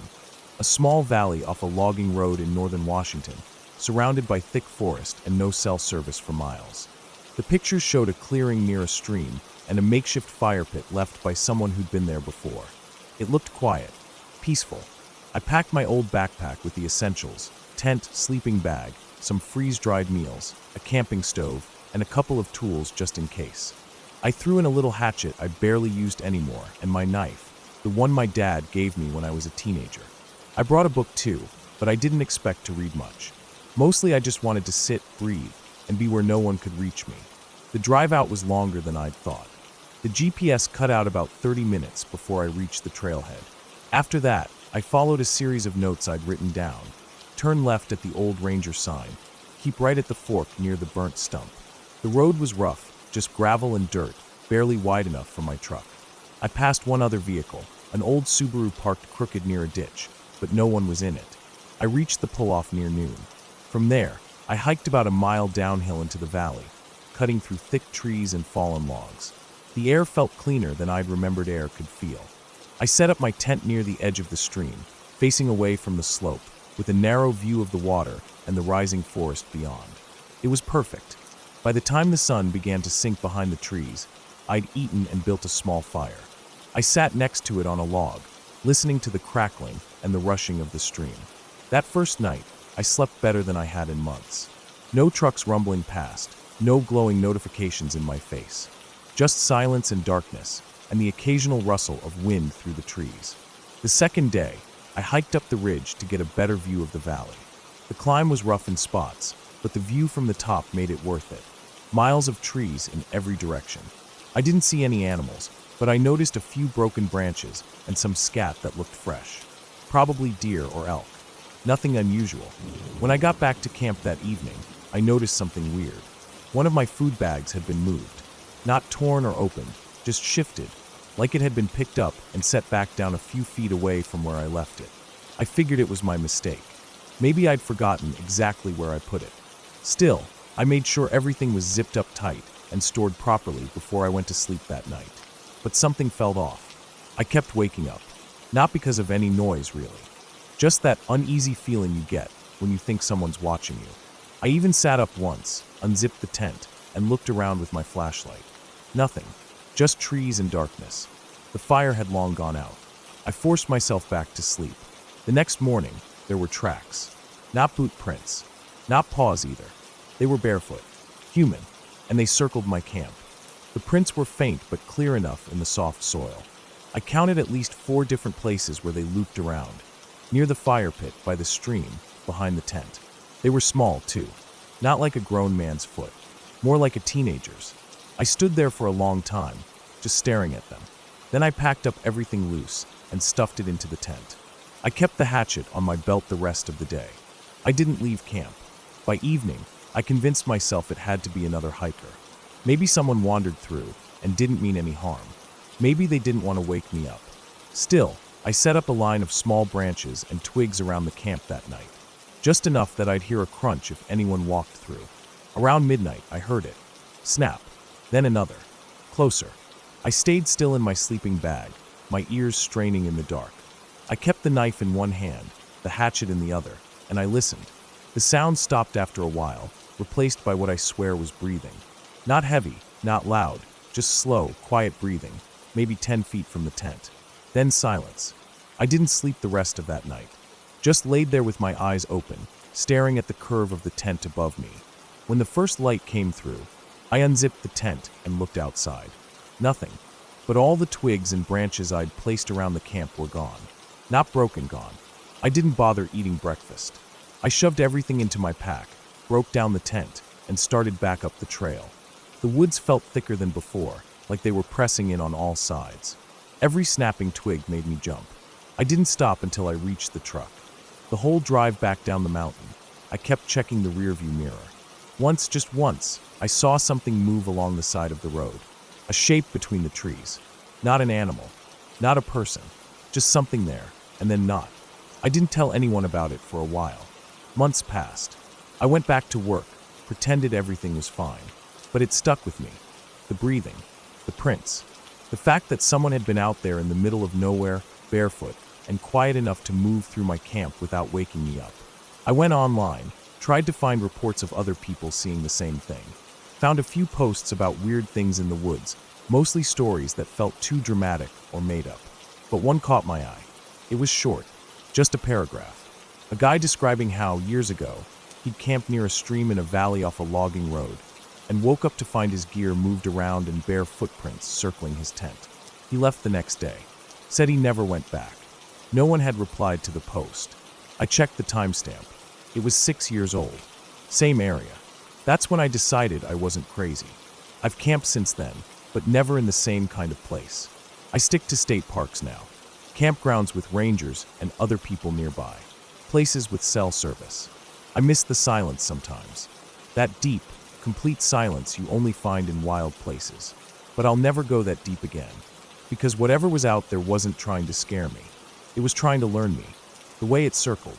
The way it took the branches without making a sound. The way it breathed, just loud enough for me to know it was there. It wasn't just passing through. It was watching, and it wanted me to know.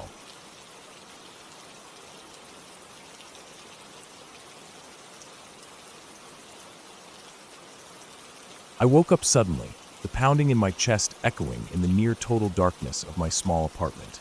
I lay still for a moment, listening. The silence around me felt thick, heavy. I could hear my own breathing, shallow but steady. I closed my eyes again and tried to calm myself, but the knot in my stomach only tightened. A few minutes passed in stillness. Then I heard it again, a faint crunching sound coming from the hallway, like someone stepping on dry leaves or broken glass. I froze. My heart felt like it might burst through my ribs. I hadn't locked the door before bed. I never did. I always felt safe here, in my own space. But now that feeling felt fragile, like paper in a storm. The crunch came again, closer this time. I could hear tiny shuffling footsteps. I lay on my back, every muscle tensed, waiting for what would happen next. My mind raced. Someone could be in the building. Maybe drunk, maybe lost. But I don't carry knives. I don't even have anything sharp except the kitchen knife. My hands shook at the thought. The footsteps stopped just outside my door. I strained to listen. There was a soft click, almost inaudible, as though a key turning. My brain screamed. The door handle jigged. I felt raw panic. I stayed flat and silent. The rustling and faint scraping of shoe on wood came through the door. He didn't push in. Maybe he couldn't. I lay there for who knows how long. I couldn't breathe properly. I didn't dare move. Eventually footsteps shuffled off down the hall. Teeth chattering crunch, crunch, crunch fade into distant hush. When I dared to move, I slid out of bed with shaking limbs. I pulled on clothes I left on the floor and checked the lock. Somehow it was locked. I locked it again, shaking. Then I moved through the apartment, checking windows and doors. All secure. Nothing else seemed out of place. I found my phone and called the front office. No one answered. I called the emergency number. I left a message. I spent the rest of the night in the living room, lamp on, breathing into a pillow when I felt the fear too sharp. Dawn finally came. I saw sunlight through blinds, and I felt some calm return. I walked carefully out, down the hallway, to the front office. Someone was waiting, sleep in eyes. I told them everything. They said they'd check building cameras. They escorted me back inside. They reviewed the footage. They found a figure that entered the hallway around midnight, wearing a dark hoodie. He tried several doors. When mine remained locked, he moved on. He left around 12:30. They didn't recognize him as a resident. They called local security and increased patrols. I spent the day nervous, but safe inside. Weeks passed. No further incidents. I started sleeping normally again, though I still locked the door carefully. I installed a security camera at my entrance. I installed a motion sensor light in the hallway near my door. I felt safer. I began to rebuild my peace of mind. One afternoon, I got a call from the building manager. He told me they'd identified the intruder. It turned out to be a delivery person working for a third-party courier company. He had tried doors to see if units were open, looking for a place to leave packages. He hadn't meant harm, just someone lazy or careless.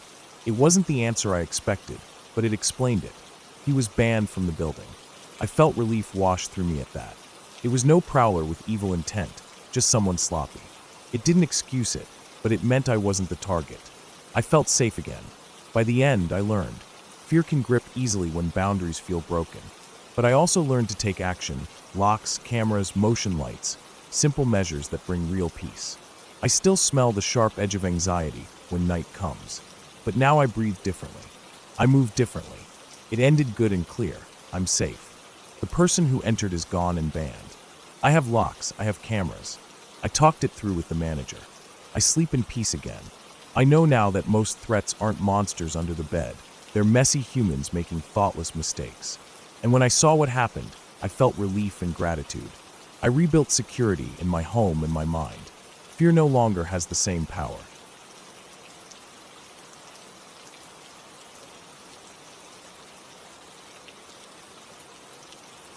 It was near the end of my junior year in high school, one of those warm spring weeks where everything starts to feel less serious.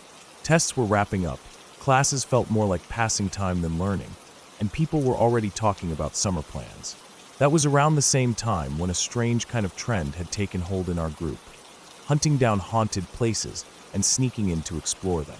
I wouldn't say we were the bravest bunch, but there was a kind of peer pressure that came with being part of it. None of us wanted to be the one to back down.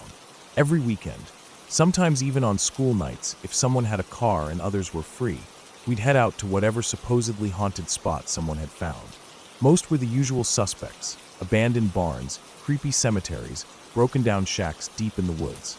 Nothing ever really happened, and the scarier the story was ahead of time, the more of a joke it usually turned out to be once we got there. Still, there was something about being somewhere you weren't supposed to be, especially at night, that made it feel more exciting than it probably should have. The way it started was that one day after school, I was telling an older friend about our latest misadventure, an old church we'd found out past Route 9 that turned out to be mostly just raccoons and rotted floorboards. He laughed and said we were amateurs. He told me back when he was younger, he and his friends used to do the same thing, only they had guts. He said one of the places they went was a small house on a farm near where he grew up. I could tell the way he said it, there was something more to it. According to him, the farm had belonged to a man who was either a pastor or priest. No one was quite sure. He lived alone, deeply religious, apparently very intense about it. Over time, rumors built up that the man had gone mad. Eventually, he was arrested for murder, though my friend didn't have many details about the case. The guy died in prison, and the property was left to decay. A few years after that, my friend and his buddies decided to check out the house. It was already abandoned and run down by then. He said the windows were smashed, the door was hanging off its hinges, and everything was overgrown. What stuck with me, though, was the part where he said he went upstairs and found a coffin. Not just a box or an old trunk that could be mistaken for one, a real wooden coffin, plain but unmistakable, sitting in the middle of the room like someone had been preparing to use it. He said it took him a second to realize what it was, and when it hit him, he didn't even shout for his friends. He just turned around and ran. They all followed, and no one went back. The way he told the story was simple, but it got under my skin. I wasn't sure I believed it completely, but I didn't think he was lying either. He didn't seem like the kind of guy to make up stories just to scare kids.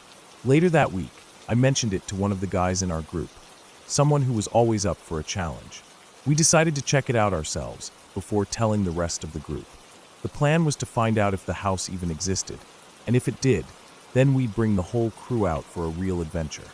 I knew roughly where my friend had grown up, so we drove out there after football practice one day. The neighborhood was like any other in the suburbs: cookie-cutter houses, trimmed lawns, quiet streets. Nothing strange or spooky about it. But behind the row of houses on that street, there was a large open field, covered in tall grass and weeds. Beyond that, the land sloped downward, and in the distance we could see the faint outline of trees, a fence line, and what looked like the edge of a barn or maybe a shed. We parked a few blocks away so we wouldn't look suspicious and walked through a side yard. Climbing over the chain-link fence wasn't hard, but the thick brush right after it made it clear no one had been back here in a long time. Vines wrapped around dead trees, the grass came up to our knees, and insects swarmed around us the deeper we went. We walked for about 10 minutes before the house came into view. It looked exactly how you'd picture a haunted house. 2 stories with chipped white paint, shutters barely hanging on, and a roof that sagged on one side. The windows were all broken or missing entirely. The front door was closed, but not properly. It leaned on its hinges like it wouldn't take much effort to knock it in. A single stone grave marker sat crookedly in the front yard, half swallowed by weeds. That was the part that made both of us hesitate. We got quiet. I remember the way the silence felt, like even the bugs had stopped for a second. There was a black bird on the roof, some kind of crow or raven, just watching. As soon as we got within 20 feet of the porch, the bird took off, not into the sky, but to a tree just beside the house. It landed and stayed there, like it still wanted to keep an eye on us. It wasn't enough to stop us, but it was just strange. The front door was jammed, swollen in the frame from years of rain and no upkeep. But one of the front windows was wide open. The glass had been completely removed, not just broken, as if someone had carefully taken the pane out and set it aside, though we didn't see it anywhere. We did rock, paper, scissors to see who would go in first. I lost, of course, but we were both nervous and climbed through within seconds of each other. The inside of the house was stuck in time. Dust was thick on every surface, but nothing had been ransacked or destroyed. There were picture frames still hanging on the walls, black and white portraits, some of children, others of couples I didn't recognize. In the living room, there was a small couch with floral patterns, still intact, and a wooden rocking chair that looked like it would fall apart if you breathed on it too hard. There were decorations on the shelves, a small cross, some ceramic animals, books that had gone soggy with time. It was strange, almost like someone had left in a hurry and never came back. We stayed close to each other at first, moving slowly and taking everything in. Every creak of the old wooden floorboards made us pause. After a while, we got a little more comfortable. Nothing had jumped out at us. The air smelled old and damp, but there was no sign of anything dangerous. We checked out the dining room, a long table, still set with cracked plates and rusted silverware. The kitchen was dusty but untouched. I even remember a glass sitting on the counter, with a dried-up ring at the bottom like someone had left it there and never came back. Neither of us really wanted to go upstairs, but that was where the original story had pointed. I tried to act calm, but my heart was beating heavy. The staircase looked solid enough, but the banister was broken and twisted near the top. The walls going up were covered in dark, water-stained wallpaper, peeling away at the corners. We moved slowly, one step at a time, making sure each stair would hold. When we reached the second floor, it was just one large room. The walls were bare up there, and the floor was mostly empty, except for some rotting boxes and what looked like a busted dresser. There was no coffin, no furniture besides a few broken pieces. We stood there for a minute, feeling kind of foolish. That was it. This was the place. We laughed a little, maybe more from relief than humor. All the nerves we'd built up started to fade. We talked about how we'd bring the rest of the group out here that weekend, maybe even plan a night trip for extra drama. It all seemed harmless again.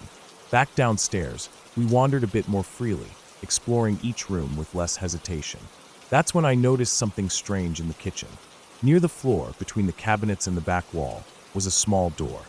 It was maybe 2 feet high, with a rusted latch and flaking paint. I don't know why it caught my attention, but something about it felt out of place. I crouched and unlatched it. The door opened easily, revealing a dark stone stairwell. It was narrow, maybe 3 feet wide, and steep. The stairs went down into total blackness, but I could see a landing about halfway, where the stairs turned and kept going. The whole thing was made of old stone bricks, slick with dampness and covered in cobwebs. Sitting on that landing, just barely visible in the dim light from the kitchen, was a large, rectangular wooden box. It wasn't some fancy, polished thing. It looked hand-built. Rough, unfinished wood, slightly warped from moisture, with rusted hinges and a thick, heavy lid. But even from that angle, even in the shadows, we both knew exactly what it was. A coffin, the kind you bury someone in. Not a joke, not a prop, not a misidentified trunk or old chest. A real, unmistakable coffin, just sitting in a basement no one had mentioned, no one had touched. There was a moment where neither of us moved. No words, just staring at it. I felt like the floor tilted under me, like something in my brain couldn't quite process what I was seeing. It wasn't fear exactly, not yet. It was something deeper, more instinctive. Like every part of my body had suddenly agreed we were in the wrong place at the wrong time. We didn't even speak. It was like our bodies decided before our brains did. We turned and scrambled for the window. Not the door, the window. We both tried to get through it at the same time, getting stuck halfway, and nearly falling on top of each other in the process. Once we hit the porch, we didn't look back. We just ran. The weeds were thicker now. It felt like the field was trying to hold us back. Our legs scraped against thorns, and I remember tripping once, going down hard and slamming my elbow into a rock, but I didn't stop. We didn't say anything, just ran full speed until we got near the fence line again. Only then, when we turned to look back, did we see the bird again. That same massive black bird from earlier.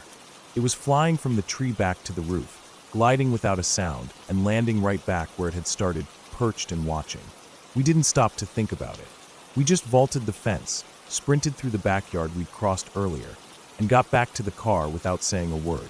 We sat there, panting, soaked in sweat, scratched up from head to toe, still not saying anything. It was only later,